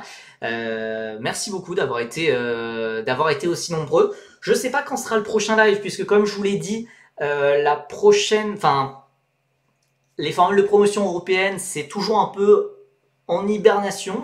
Ce sera surtout côté américain que ça roule en ce moment. Il n'y avait pas des tests de F4 espagnol. J'avoue que j'ai pas regardé les tests de F4 espagnol. Moi, j'étais en vacances. J'ai suivi des tests de Freca. Ah, j'ai vraiment suivi des tests de Freca pendant les tests de F4 espagnol. Je saurais pas dire grand chose hormis le fait que Gabriel Gomez a roulé pour TC Racing, l'équipe de Thibaut Courtois. Voilà. Test en F4 Italie. Il y avait des tests en F4 Italie à côté des tests de Freca avec juste 11 voitures. Donc j'avoue, j'ai pas trop regardé. Avec les Prema et les Van Amersfoort. Avec Yuya Makoshi, avec Freddy Slater, etc. Donc voilà, mais vous en faites pas. Pour la Freca, bon, la Freca, de toute façon, je ferai un live à mon retour du Castellet. Ça, c'est sûr. Et écoutez, en fait, ça dépend beaucoup de l'actualité. S'il y a beaucoup d'actualité sur le week-end, s'il y a de l'actualité sur les formules de promotion sur la semaine prochaine, on se fera un live. En attendant, voilà, vous pouvez me retrouver évidemment sur Twitter. Et voilà, merci d'avoir été aussi nombreux sur ce live actu de la semaine. Et voilà, on se retrouve très bientôt sur Twitter, sur Twitch et partout ailleurs. Allez, merci beaucoup, bonne soirée et bon week-end.